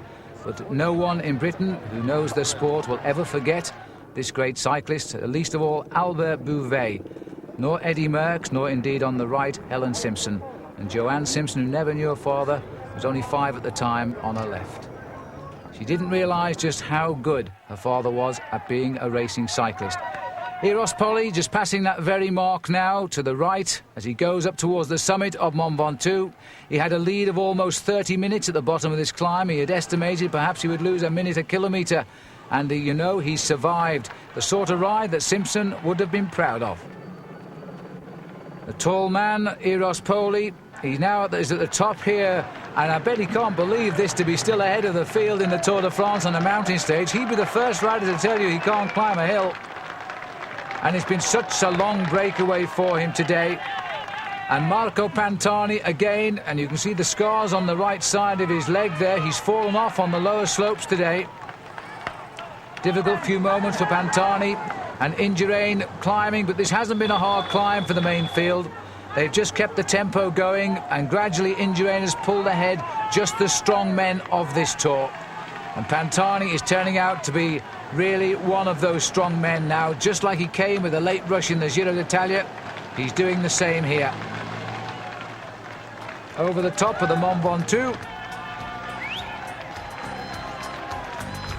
And now the long descent for Pantani, for Poli rather. Pantani went over the top there 4 minutes and 31 seconds back.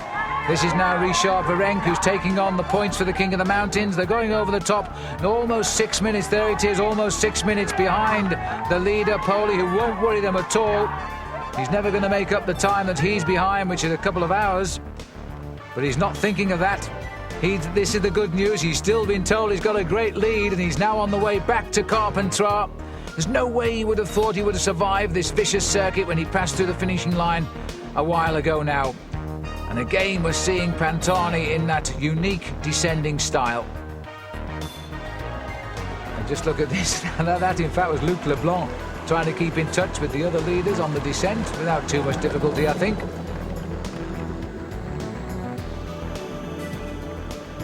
And just look at this right-hand bend here now, because the back wheel of Indurain, he lost it there.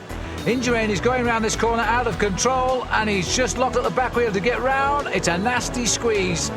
Well, that's the closest Indurain must have come to falling off, and it just highlights that you're never sure of winning a Tour de France till you get to Paris.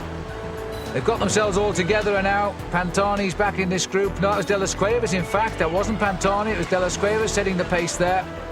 1 kilometre to go for Eros Poli.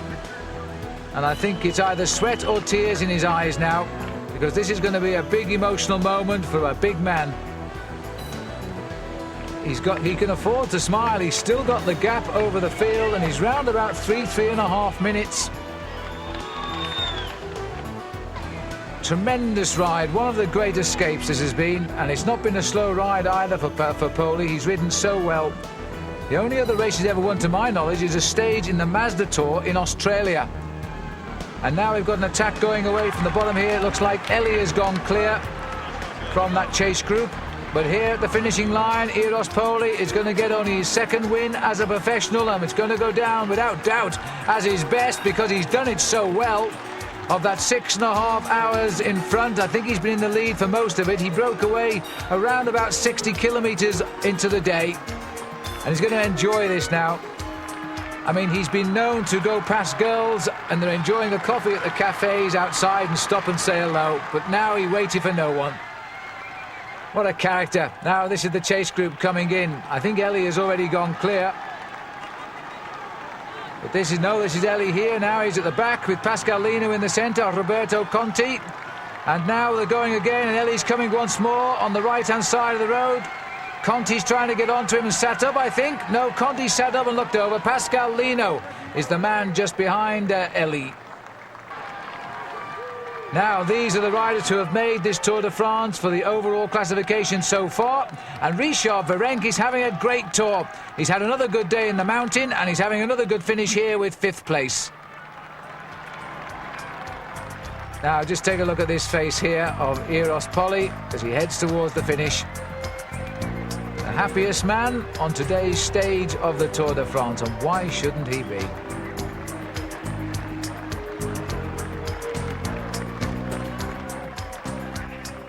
Well, they say a picture says 1,000 words, and that said just about that. Eros Poli, the winner, ahead of Ellie by 3 minutes and 39 seconds.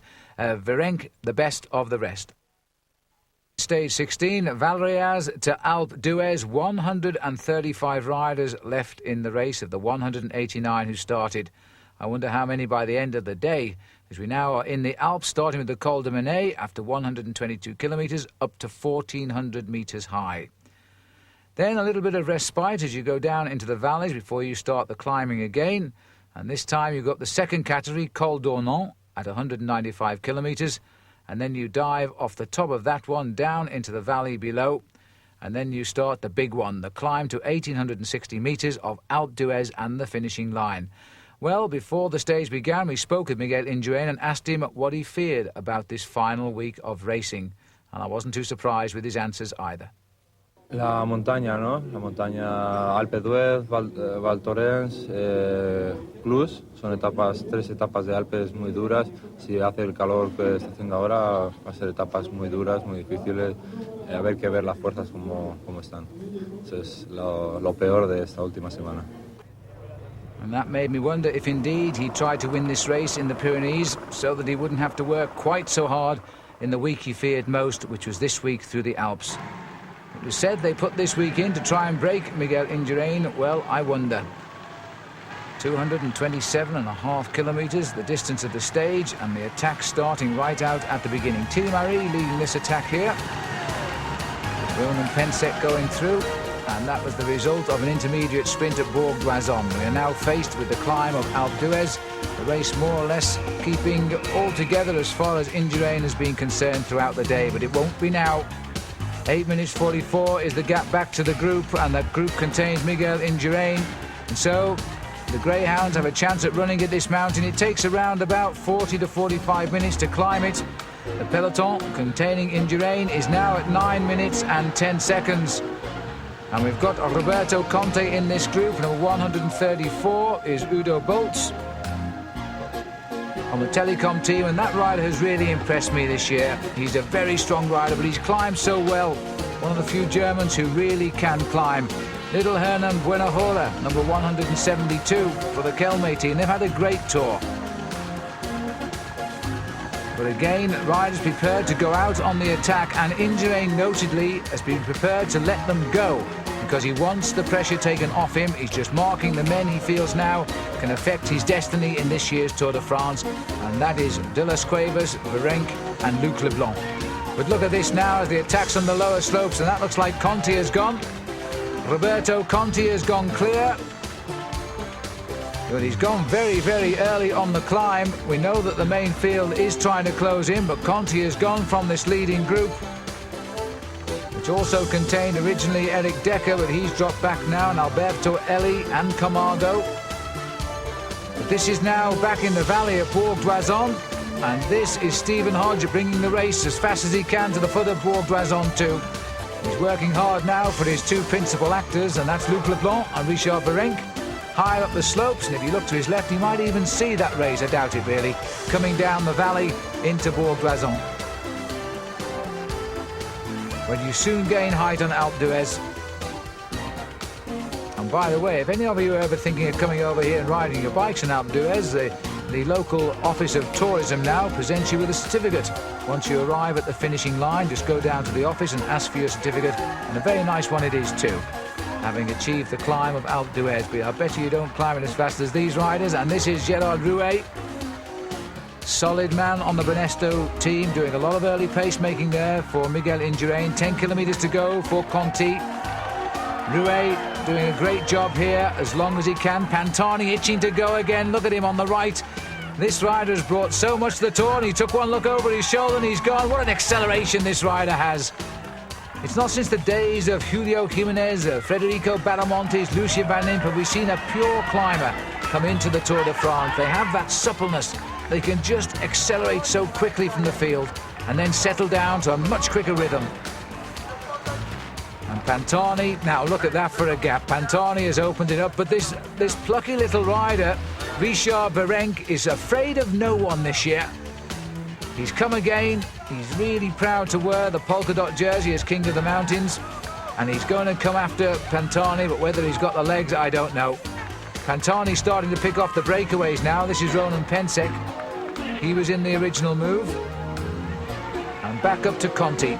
Conti setting the pace on the climb, as he's done from the bottom. He moved very swiftly away from that breakaway. You know, he's never won a race as a professional, and yet he's always had some great performances.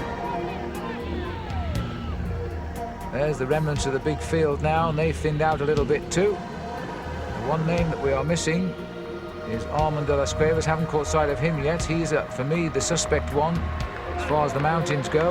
There's Pantani trying to get himself into a rhythm again now and sweating profusely. He's got an awful lot of men still to pick off in front of him from that breakaway. He gave them, after all, the best part of a 9-minute start at the bottom of Alpe d'Huez, but there's another one going by. He was in the breakaway, and that's goodbye to Thierry Gouvenou of the GAN team. And since Chris Boardman gave them their moments of glory in that opening week, they haven't really distinguished themselves, the GAN team.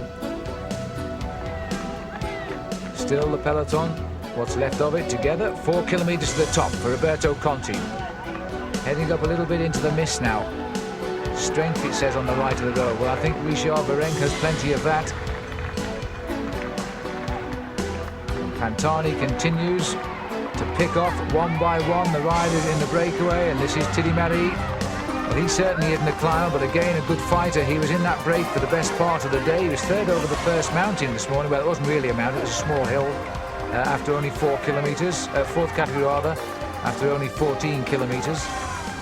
But he's paid the price now, and he'll hang on to finish. He should have a good finish up here today now near the summit. The race continues to come up from behind. This is a little strong man. I think it's Uriarte for Banesto setting the pace. And just look at that. Pantani just goes by him, and that was a moment of respect there from Ronan Pensek, who just sat up and shrugged his shoulders, waved his hands, and thought, how can he ride past me as smooth as that? In fact, he gritted his teeth there, and he may well have caught him back up.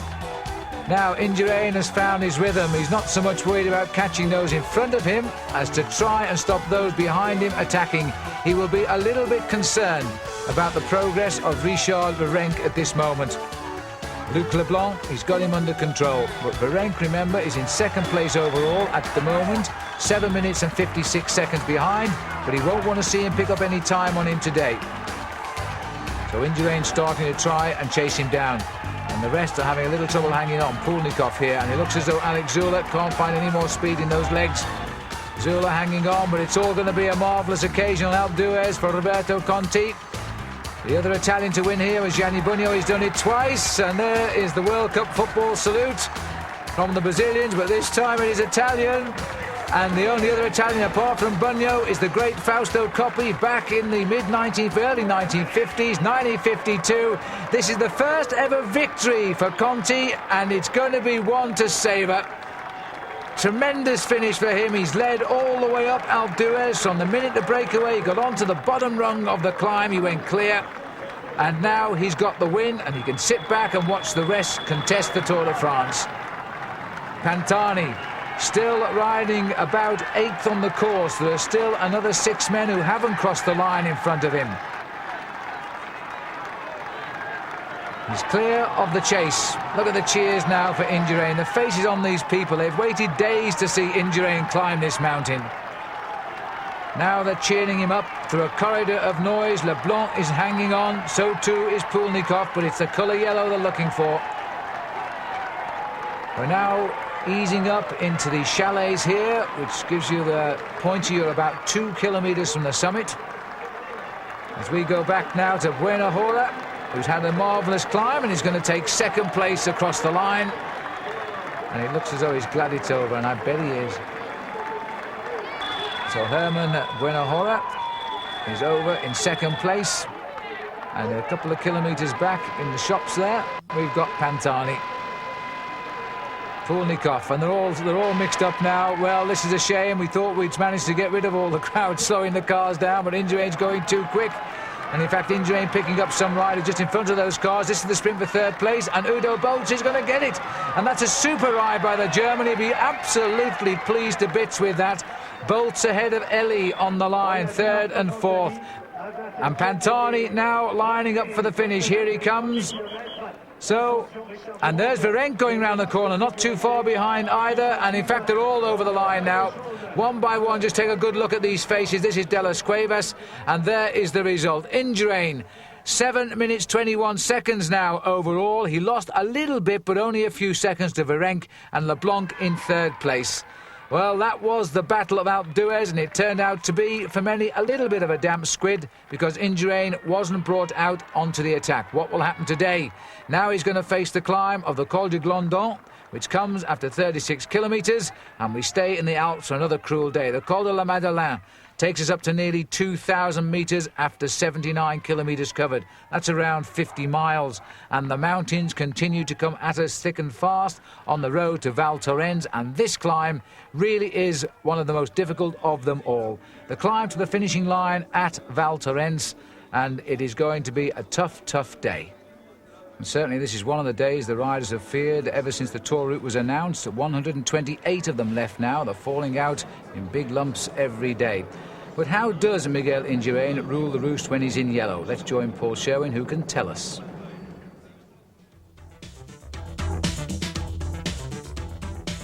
Miguel Indurain is the undisputed leader of the pack and his own team. In this instance, he sprints forward to order Erwin Nijboer to stop setting the pace. When the race goes into the mountains, the orders will change. Indurain will use his teammates at the front to dictate the pace that he wants, to either chase down breakaways or even to nullify attacks. He will ride in a slipstream to save as much energy as possible, because once the race reaches the high mountains, the responsibility of leadership lies solely on his shoulders. With 3 big mountains today, he'll have to use all his strength and tactical know-how to get him through the stage. Well, I'll tell you what, it makes it sound easy, but it isn't. And this is the situation today, 147 kilometres on the road to Val Thorens. It's not terribly far in distance, but it is very, very hard in terrain. And right out at 22 kilometres, a crash to Marco Pantani. And Pantani, in fact, looks a little bit hurt here, as well as being rather annoyed. It was an innocent enough crash. It came as a tumble into the rocks there, but it looks to me as though Pantani a bit stunned. And in fact, Pantani in serious trouble here. You can see his left knee is bleeding. He's got a couple of his Carrera teammates waiting for him. And now Dr. Gérard Porte is trying to give him some painkiller. But the race goes on over the top of the climb. And the Col de Glandon, Richard Virenque again snatching the points as the King of the Mountains leader. So that's a fine piece of riding. Miguel Indurain goes over the top and zips up for the long descent, but only a few seconds down. Well, there's a superb picture from the helicopter. Now we go down to the motorbike and you get a superb impression of the speed as the riders now descend off the Glandon. Well, Pantani is still trying to get back on terms with this race. There was a moment I felt that he was thinking of actually giving up there and packing it all in, but he's now decided to get on with it and get back up to the main field. Fortunately for him, they're not exactly pushing it on the way down here today, otherwise they wouldn't be in such a compact peloton like that. And there he is, back in the race now, as we now head on to the second climb of the day, the Col de la Madeleine, which will take us up to the 79-kilometre point. And again, the Carreras are trying to work over Miguel Indurain and put Pantani into a commanding position. One or two riders coming through very, very well now. Vladimir Pulnikov also riding well. Richard Virenque seems to want to chase just about everything. This rider is showing no signs of getting tired at all. And so some good riding by Richard Virenque.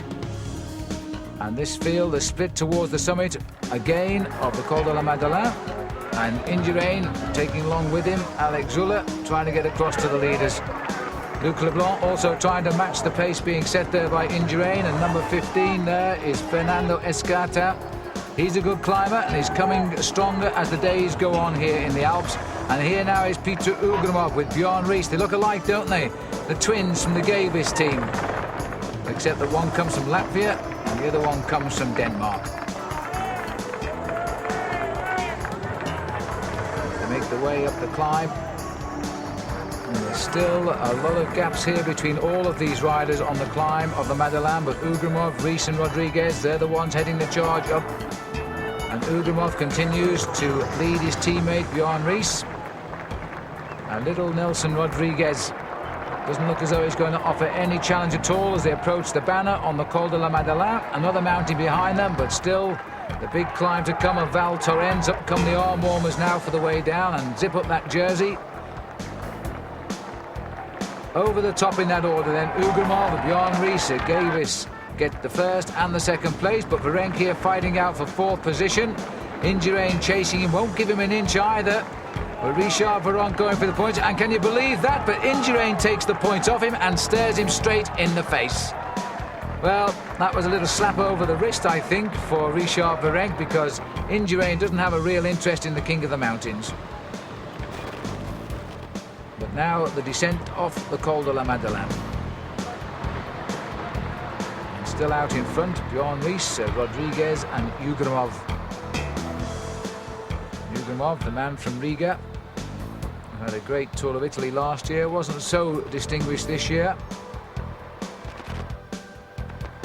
He also managed a good 7th place in the Tour of Lombardy, I seem to remember, last year. Now there's a nice little view above them. The riders continue to descend. This is the main peloton. Beautiful green countryside here of the Alps, but the riders don't seem to notice it, but it really is a lovely area of France. The riders staying down here. Still 2 more stages to come here, culminating with the mountain time trial to Avoriaz at Morzine, and then they'll head up towards Paris. This has been a very interesting race, and Indurain having in just 2 days of real effort, and there's an attack going here. But this is Pantani again, I think. It is indeed Pantani. Can you believe this? This man was on the floor. I know by the way he looked he was thinking of retiring from the race. He's now got himself together and has launched yet another attack. He's beginning to take over the role of Claudio Chiappucci, this man. He annoys everybody with the way he attacks. And his accelerations are fabulous. So Pantani going clear now. And we're approaching 5 kilometres to the summit now and the finishing line. And in fact, it's 4 kilometres for the leaders here. And Ugrumov and Nelson Rodriguez are together. Bjorn Ries has been dropped. Well, this isn't Ries, but it looks to me as though it is in fact Rolf Sorensen, who attacked from the Indurain group a little lower down. He's cracked. And Pantani is going to go by him, but Sorensen's going to try and link up with him. Well, he's going to have to find something special. the stage winner down in Montpellier. 5 kilometres to go to the summit for these two, but the other two are making good progress as well. We haven't seen Bjorn Ries yet go past our cameras. Sorensen is really extended now to hold on to Pantani, and in fact that elastic is stretching and it's going to snap very, very shortly. Here's Miguel Indurain, he's through the 5 kilometre to go banner there, and still setting the pace as well. And Pantani looking over his shoulder, wondering whether to keep going. He's only a few seconds ahead, but a few seconds is all he needs at the moment. He can build on that. Now, there's a bit of a false flat here at Val Thorens, because we go on after Les Menuires, where the race is finished in the past. We then go on to this, the extra bit of the mountain, if you like, which takes us on to the finish at Val Thorens. 35 seconds the gap between Pantani and the Maillot Jaune. And there he is, Alex Zülle on his wheel. Very disappointing tour for Alex, really. He hasn't distinguished himself at all. These are the two leaders, Victor Ugrimov and Nelson Rodriguez of Colombia. Little Colombian climber. Tried hard to get his stage win in the Giro d'Italia, but he didn't quite make it there. 2 kilometres to go for them now. And approaching the finish, and Rodriguez hasn't done too much to contribute to this breakaway. He sat largely behind Ugrimov, who now would like him to come to the front, but I think it's probably the wrong time to pose that question, quite frankly. And I don't think he's going to help him now. The principal chase group. Indurain, Zülle, that's the order behind. And now Ugrimov, who challenged Indurain in the Giro d'Italia last year, but not this year. And now trying to get himself a good place overall, because he could well climb up the overall classification tonight, Ugrimov, if he can just get a good gap over that field now. Ugrimov starting the day in 9th place, 14 minutes and 8 seconds behind, but he's building a couple of minutes, so he's recovering a couple of minutes here. And he'll be the first man to take time back off Indurain for a couple of days.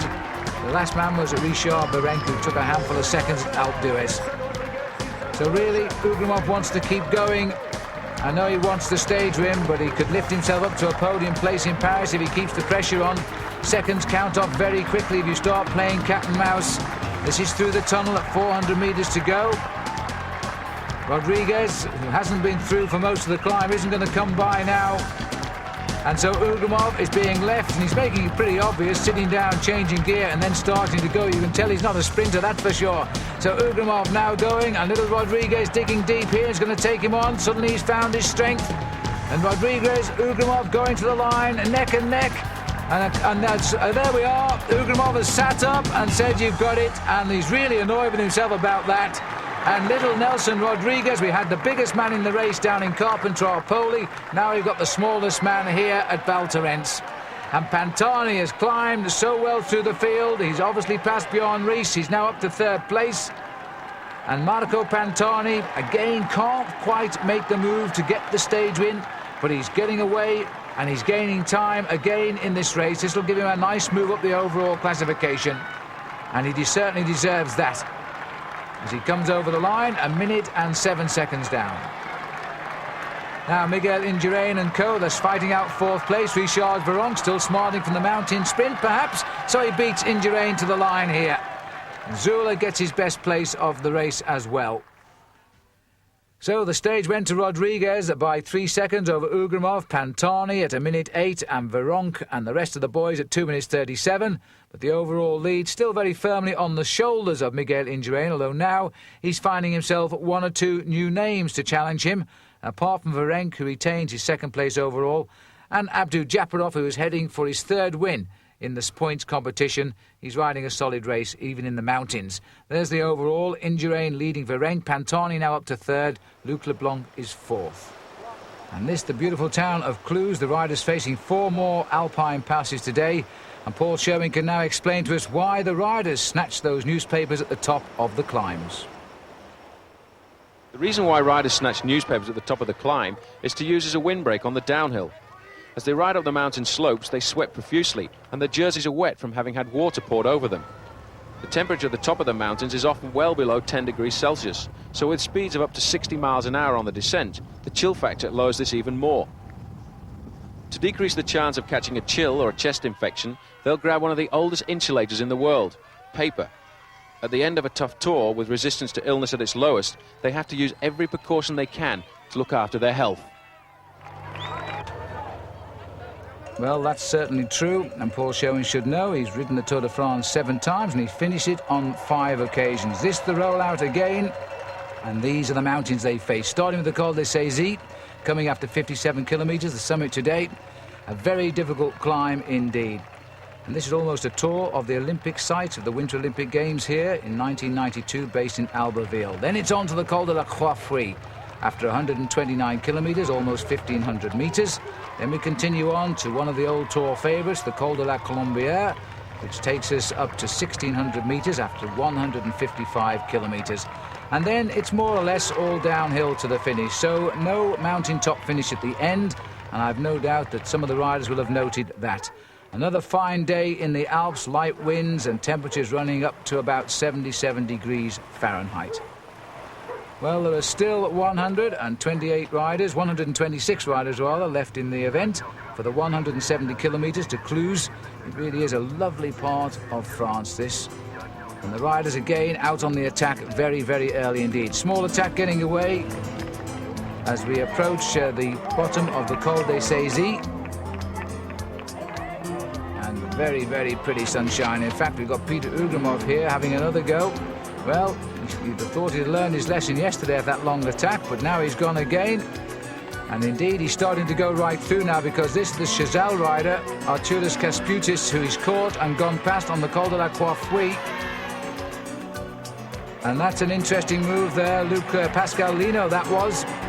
As they now come over the top, and there's big time gaps here. Lino's gone over 50 seconds down. Eric Breukink here, 1 minute and 54 seconds down. And Richard Virenque bringing the rest of the main field, including Indurain, over the top at 2 minutes and 37 seconds. So that little breakaway, led by Ugrimov, Kasputis, they're the ones that have gone clear. And the Chazal team from France, which is the smallest of the French teams in the Tour de France, they really won the performance today. They've got steadily better over this last 10 days, especially with their rider, their leader, in fact, Eric Caritou. But look at the face now of Piotr Ugrimov, the Latvian. He's found his form these last 2 days. He's relished the arrival here in the Alps. That long attack yesterday with Rodriguez and robbed on the line by the small sprinter. But he's on his own now, so the sprint shouldn't be a problem, but he's got to stay away to the end. And Pantani playing a much bigger role now, not just in the attacking towards the finish, but also in the pacemaking. Look at this. Takes a look over his shoulder now as he revs this up and drags away a handful of riders, followed by Indurain. Indurain paying him a lot of respect this last couple of days. Pantani now becoming a danger to him. Pantani up to 3rd overall, 8 minutes 11 seconds. It sounds a lot, but if you blow up in the mountains, it will disappear in a flash. And this is Luc Leblanc. In fact, he's coming back to the Indurain group. He had a little bit of a problem. I think it was a puncture, but he's had a change and he's coming back quite smoothly. And this is Leblanc's teammate, Pascal Lino, picking up now Kasputis on the climb. So just ahead of him, I don't know by how far, but a little way ahead of him is Peter Ugrimov. So Kasputis, who started all of the action today, is now finding the pace a little bit too tough. And Lino, who could have been thought to have been the best performer of Festina, overshadowed now by Virenque and indeed by Luc Leblanc. This is Ugrimov on the climb. Heading up towards the summit now of the Col de la Colombière. The last climb of the day. And Ugrimov still in touch with the finishing line here, and the possibility of converting a second place yesterday into a win today. And there's still the time trial to come tomorrow, and I wonder what Indurain will think about that. Absolutely tremendous strength coming out of those legs, and he's not looking like slowing down. The clock's on the screen, which means we're almost at the top of the climb here. Ready to count through the second place man. For a moment he's lost in the crowd, but he's on his way to the summit, and there he is. So Ugrimov, who's taken a little while to find his legs in this year's Tour, is now enjoying the last few days. And I think he'll be rather relieved when this top comes. He's kept the pressure on so much, It now seems an awful long way to that line, but keep going. He's in and out of the saddle and he's almost there. Then he's got the pleasure of the long descent off La Colombière. Over the top, Peter Ugrumov. And a well-earned drink this, because he led over the top of the Col de la Croix-Fouille as well. That's where he started his move when he picked up Casputis. This is now going to be the battle, I think, for second place at the top of the mountain, because the rest of the break has been swept up, including Pascal Lino. And Indurain is in this group, so too Pantani. Luc Leblanc leading the chase up towards the summit. Leblanc looks at Pantani, Indurain is there. Richard Virenque is also still nicely there in his King of the Mountains jersey. He'll try for the points by the summit, and in fact they're tailing off Pascal Lino, but only just before the summit. He should get back on the descent and be safe with them for the finish. This is the sprint for the finish. Indurain looking very, very strong again now. He's got another name to worry about in the shape of Peter Ugrumov. He's got to keep the gains down a little bit. Ugrumov may have been a little way down this morning, but he's pulled back 3 minutes 30 seconds now. And Indurain goes over ahead of Virenque and Pantani, Leblanc, Conti, Escata and Lino in that order over the top as I saw it. Now a little bit of a hairy descent here because there's no fence, as there never is in the Alps as you go downhill. So the overall situation, Peter Ugrumov today started in 6th place overall after his climb up the mountain yesterday. He's looking for 11 minutes though, and he's now looking for around about 8 to take the lead away from Indurain. But of course, don't forget the time trial still to come tomorrow. And it's a mountain time trial. The race wanted it back in. They thought it might be a leveler for Indurain, and they've got it. Now the descent starts. Try and organise the chase back here. You can see the difference in ability as they start to go down. Some riders will take the risk and go down quickly, and somebody attacked from this group as well, because Pantani's been left dangling off the back. And he's not the best of descenders by the look of it either. He's trying to accelerate in the straight and get back on terms, but somebody's going quickly, and it looks as though indeed it was Richard Virenque who attacked, and Indurain has got across to him. Now that is how much esteem they're holding Ugrumov in, because they're trying to bring him back. They're worried about the progress of Ugrumov, and Indurain is chasing him.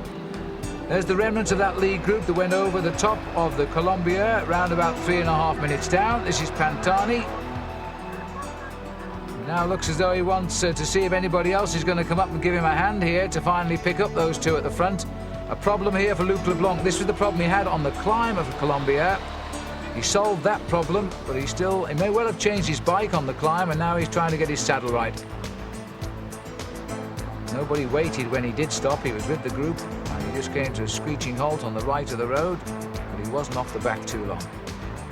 Inside the last 10 kilometres now. Ugrumov seems set, and what a wonderful result this will be for him to take the stage. Second yesterday. Where you find the strength to have 2 days like that, and what has been 2 terribly, terribly hard days, I don't know. But Ugrumov has gone, and these two aren't doing a great deal about it. They're closing in, but they're inching in is a better word, because Virenque willing to work now, but we're now down into Cluse, and the streets are nicely closed off. It looks like it's a good finish. This is a very wide road indeed, and a magnificent crowd turning out too to see the race here. And the race will start here tomorrow for the time trial, and there the mountains in the distance are where we're headed, right up to Morzine and onwards to Avoriaz. At this time of the year, of course, many of the crowd are holiday makers, and once they saw the route of the Tour de France, they made sure they booked their holidays to coincide. And so Peter Ugrumov comes home. Second yesterday, a win today. What will the last few days of this year's Tour de France hold for him? He's going to climb right up the overall classification, and you know, a podium finish in Paris after 2 days is now a real possibility. So Ugrumov is in, and it's going to be a sprint for second place between Virenque, who never seems to give up at all this year, and Miguel Indurain, who has controlled everything. The race in the Alps is going very much his way. This is the chase behind Escartin and Pantani at the back, and Roberto Conti is in there as well. And look at this now, Virenque inviting Indurain to come through. Well, here he comes, Richard. What are you going to do about it? Because Indurain just starts on with the power, and he rides Virenque off his wheel, and try as he might, he's not going to get on to Indurain. Miguel Indurain will take second place. He will concede 2.5 minutes to Peter Ugrimov. And Richard Virenque also concedes time to Ugrimov. It's going to be tighter at the top now. Indurain is in second place and will be happy with that. And there's Ugrimov in the background as he's being interviewed. Now he's on the podium saluting the crowd. And the result makes good reading if you come from Latvia. Ugrimov ahead of Indurain, Virenque, Escartin getting fourth place. And overall, Richard Virenque drops a second to Miguel Indurain. He's now 7 minutes 22 seconds. Ugrimov is up to third, pushing Pantani to fourth, LeBlanc down to fifth. And so the time trial today, 2 climbs on the way, one at Léger and then into Avoriaz and up to the top for the finish at 1,850 metres. And this is the mountain time trial. Now the start of the big men, and this is Luc Leblanc. The riders going at the back end of the field at 3-minute intervals, and Leblanc leaving with 4 riders to follow him: Pantani, Ugrimov, Virenque and Indurain.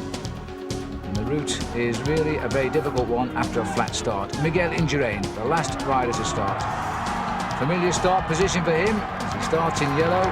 A lovely buffer of 7 minutes and 22 seconds over Richard Virenque. I would think the Virenques really will try just to keep away from the might of Miguel Indurain on the climbs today. He's also trying to produce a good ride to get a podium finish in Paris. More or less the last chance of that today. And this is the man who threatens everybody, Peter Ugrimov, first and second in his last 2 starts. And now heading up towards the best time ahead of Pantani, who's just gone through with the best time at 41.13. And that is at 24 kilometres here at Léger. And Ugrimov goes through 39.54. Still counting though, that wasn't quite the checkpoint, so he's just going to be over the 40 minutes, but he's still going to be better than Pantani. As the time will stop just around the corner here, and Peter Ugrimov now heading on to the next slopes, which is the climb to Avoriaz. Here is Richard Virenque, and just look at this now. His time is a long way behind the best time so far of Ugrimov, who's gone through in just over 40 minutes. And he's conceded over 2 minutes at this stage, indeed, to Ugrimov. So, you know, it looks as though Virenque is slipping away here. The man who started the day second overall is crashing out of the top 3. This is not looking good for Virenque. And this is Pantani up towards the summit now of the climb itself at Avoriaz. The weather has taken a turn for the worse. This is Ugrimov. Ugrimov and Pantani were starting 3 minutes apart. And Indurain behind all of them, and he makes it look as though he's on a Sunday club run. He is not contesting, he's not going to win this stage. In fact, we're going to see a surprise here because Ugrimov is going to throw really another spanner in the works because he's going to produce another great ride up this mountain. And this is the arrival of Luc Leblanc, and a good ride by Luc Leblanc. The best time so far, Charlie Motte riding his last tour was the leader. But Luc Leblanc has got the lead now, but here comes Pantani. This will improve it even more. And Pantani's going to come home with a time of 1:24.37. He now takes the lead over Leblanc. So we've got Pantani, Leblanc, and just to finish now, the top 3 riders on the stage over on the overall GC. This is the third man, Ugrimov, and look at the time. Ugrimov is going to win again. Ugrimov, 1:22.59. Now Virenque is in a hopeless situation, and according to the time checks, Indurain is losing time as well. So Indurain was right to ride hard in the early part of the tour because he hasn't ridden as well as he might here in the mountains. It's been a plucky ride again by Richard Virenque. He hasn't been caught by Miguel Indurain, but look at this. Almost 7 minutes, 6 minutes 4 seconds behind Ugrimov. He's lost his second place overall. And no sooner has he finished than Miguel Indurain arrives, but he is going to be slower than the best time. He's going to be slower. He's going to finish third, in fact. Third place for Miguel Indurain. And that was a surprise, but Indurain, I feel, didn't put his heart and soul into that. He had too much of a time game. Pantani second to Ugrimov, Indurain third, and Luc Leblanc in fourth place overall. And Richard Virenque down from second to fifth overall after that ride. He's now 10 minutes behind, and a podium finish in Paris looking bleak. So to the 20th stage, and goodbye today to the Alps, and what a week it's been. We're now leaving Morzine and heading to the Lac Saint-Point. And this is another new finish for the riders, 4 kilometres to go, and this is Eddie Seigneur trying to salvage something for Gann here, but the whole field not very far behind him. It's been a day of attack and counter-attack, and the riders now going right around the lake here and heading back towards the finish. It's a big loop, and the crowd enjoying the spectacle for the first time, the arrival of the Tour de France. What they should see will be a battle of the sprinters, because they've all come back together again at 3 kilometres to go to the finish, and it looks as though Jesper Skibby is having a real dig here now, but they're going to come after him. The teams are trying to hunt this one down for the sprinters as they try now to close it right up. And in fact, the TVM rider just sits up and awaits for the arrival of the rest, and he's going to ask him if they're going to have a little go. But this looks like, in fact, it's Sviatoslav Yekimov who's having a go now.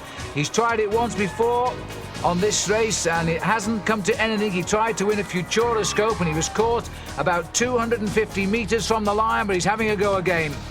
Well, he once was the world record holder over 4,000 metres, and that's about the distance he's trying to pull it off at. But you know, they're always wise to this move. He's won one stage like this, Sviatoslav Yekimov, and it wasn't this one, I don't think, because they're going to wipe him out now. In fact, he had a great Tour du Pont. He won that this year. He looked to have some marvellous form, but it hasn't really come through, and he really is enjoying his finest season this year as a pro. But there we are, it's all wiped out, and the GB team's trying to warm things up, perhaps for Johan Museu now. We haven't seen too much of him recently. And also the Motorola team. They've had a very quiet tour this year, ever since Sean Yates led the race briefly for one day by that single second. This is Steve Swart trying to pull them clear.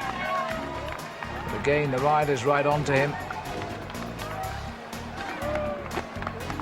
And the team under the 1 kilometre to go banners, but there's still, the riders are trying to get away before the sprinters come into play, but there's no chance of that now, because as they come up towards the line, the sprinters here have got the front. This Mario Chiesa leading it up towards the line now. No sign yet of the green jersey of Jamaluddin Abdu-Japarov, but the others are here and trying to mix it with the best now. As they move across the road, Chiesa's wiped out of this one, and the sprint opens up, and it's a long run for the line. The rider from Castellón is Francois Simon on the right, but now it's Jan Zerada's got the front, and there comes Abdu-Japarov from nowhere. Abdu-Japarov on the line, and it's the same three over the line again. Abdu-Japarov coming from absolutely nowhere. Look at the speed here of the rider in green. Silvio Martinello is the rider second place, but just look at the speed of Abdu-Japarov. As Jan Zerada makes his run that fraction too soon. You've got to be inch perfect to win a sprint, and Abdu-Japarov is just about that right now. And there it is, the overall classification at the end with 1 day to go. Indurain leading Ugrimov, Pantani, Leblanc and Virenque, and no change overall on that flat stage. Well, you can never say that this is a Mickey Mouse race, but you can say this is Mickey Mouse. Oh dear, it's Minnie. And that's where the start is, and the finish awaits them on the Champs-Élysées in the heart of Paris. The Arc de Triomphe at the top, and the Spanish band are here too to welcome, well, in this case, among others, Bjorn Ries of Denmark, or even Pascal Lino. Olaf Ludwig denied his stage win so far, and the flag of Spain, of course, for the man they all want to see win his 4th consecutive tour. So, Miguel Indurain, as they call him, now waiting for his 4th consecutive Tour de France. The last day should be a formality as long as he keeps out of trouble. And the roll away from Disneyland, the 3 champions of the Tour. On the left for the 3rd time in green, Abdu-Japarov. For the 1st time, the King of the Mountains, Richard Virenque. And for the 4th time, Miguel Indurain. Beautiful sight of the Seine and the Eiffel Tower, and that's what the riders want to see. Paul Sherwin once said to me, you feel all the pimples come up on your arm when you ride round France and then you see the Eiffel Tower. Well, this has been a great stage on the Champs-Élysées. It's been full of attacks, and it's very rarely an attack succeeds, but this one is now going to stay away. Frankie Andreu of Motorola leading the attack here on the front. And this is an interesting breakaway too. Eddie Seigneur is the rider now at the bell. Andreu drops to the back. We've also got Bo Hamburger in this breakaway, Jörg Müller and Arturas Kasputis. That's the breakaway. It went away on the road, on the circuits here of the Champs-Élysées, and the main field, as you can see now, are out of it at 47 seconds. For once, the Benestos will not be interested in this breakaway. Their tour is done. They'll just wait for the handout of the check now, as Miguel Indurain will shortly receive the first prize in excess of $300,000. But he won't win the last stage, that's for sure now, as we go through the Tuileries and head along towards the Place de la Concorde. The last few metres of this year's Tour de France, it really has been a great race. It's had a big dropout too. Only 117 riders are going to finish of the 189 who started in Lille, which by car from here is about an hour and a half's drive. They've been right around France this year, and an attack has gone on Frankie Andreu, the man who's launched it. Well, Frankie Andreu's had a second place previously in the Tour de France, but never a win. He's enjoying too his best season on the Motorola squad. Now, can Frankie Andreu cause the surprise and the victory? Well, it'd be a very popular victory in his team. If he did, he's going to now go across the Place de la Concorde. Eddie Seigneur is flying after him. That is Eddie Seigneur, and let's remember too that Chris Bourman of Gann won the opening stage. Can the Gann team close it down? Because Frankie Andreu is fading. It's an awfully long finishing straight here to the line, and Eddie Seigneur has got it, and poor old Frankie Andreu is going to have to be content with second. Eddie Seigneur rounds it off for France with another stage when they've had a great Tour de French this year. And is he happy? Eddie Seigneur gets the victory, Frankie Andreu is in second place, and Bo Hamburger, the winner at Tresiliac, gets third across the line. Muller is fourth. And Abdu Japarov has even dropped the field to get sixth place. He didn't even need to use his sprint. So he crosses the line there, the scene that terrible crash he had a couple of years ago, and he wins the green jersey.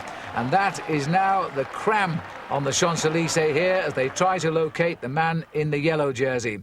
But let's look at the stage result first. Eddie Seigneur winning ahead of Frankie Andreu, Hamburger, Muller, Kasputis.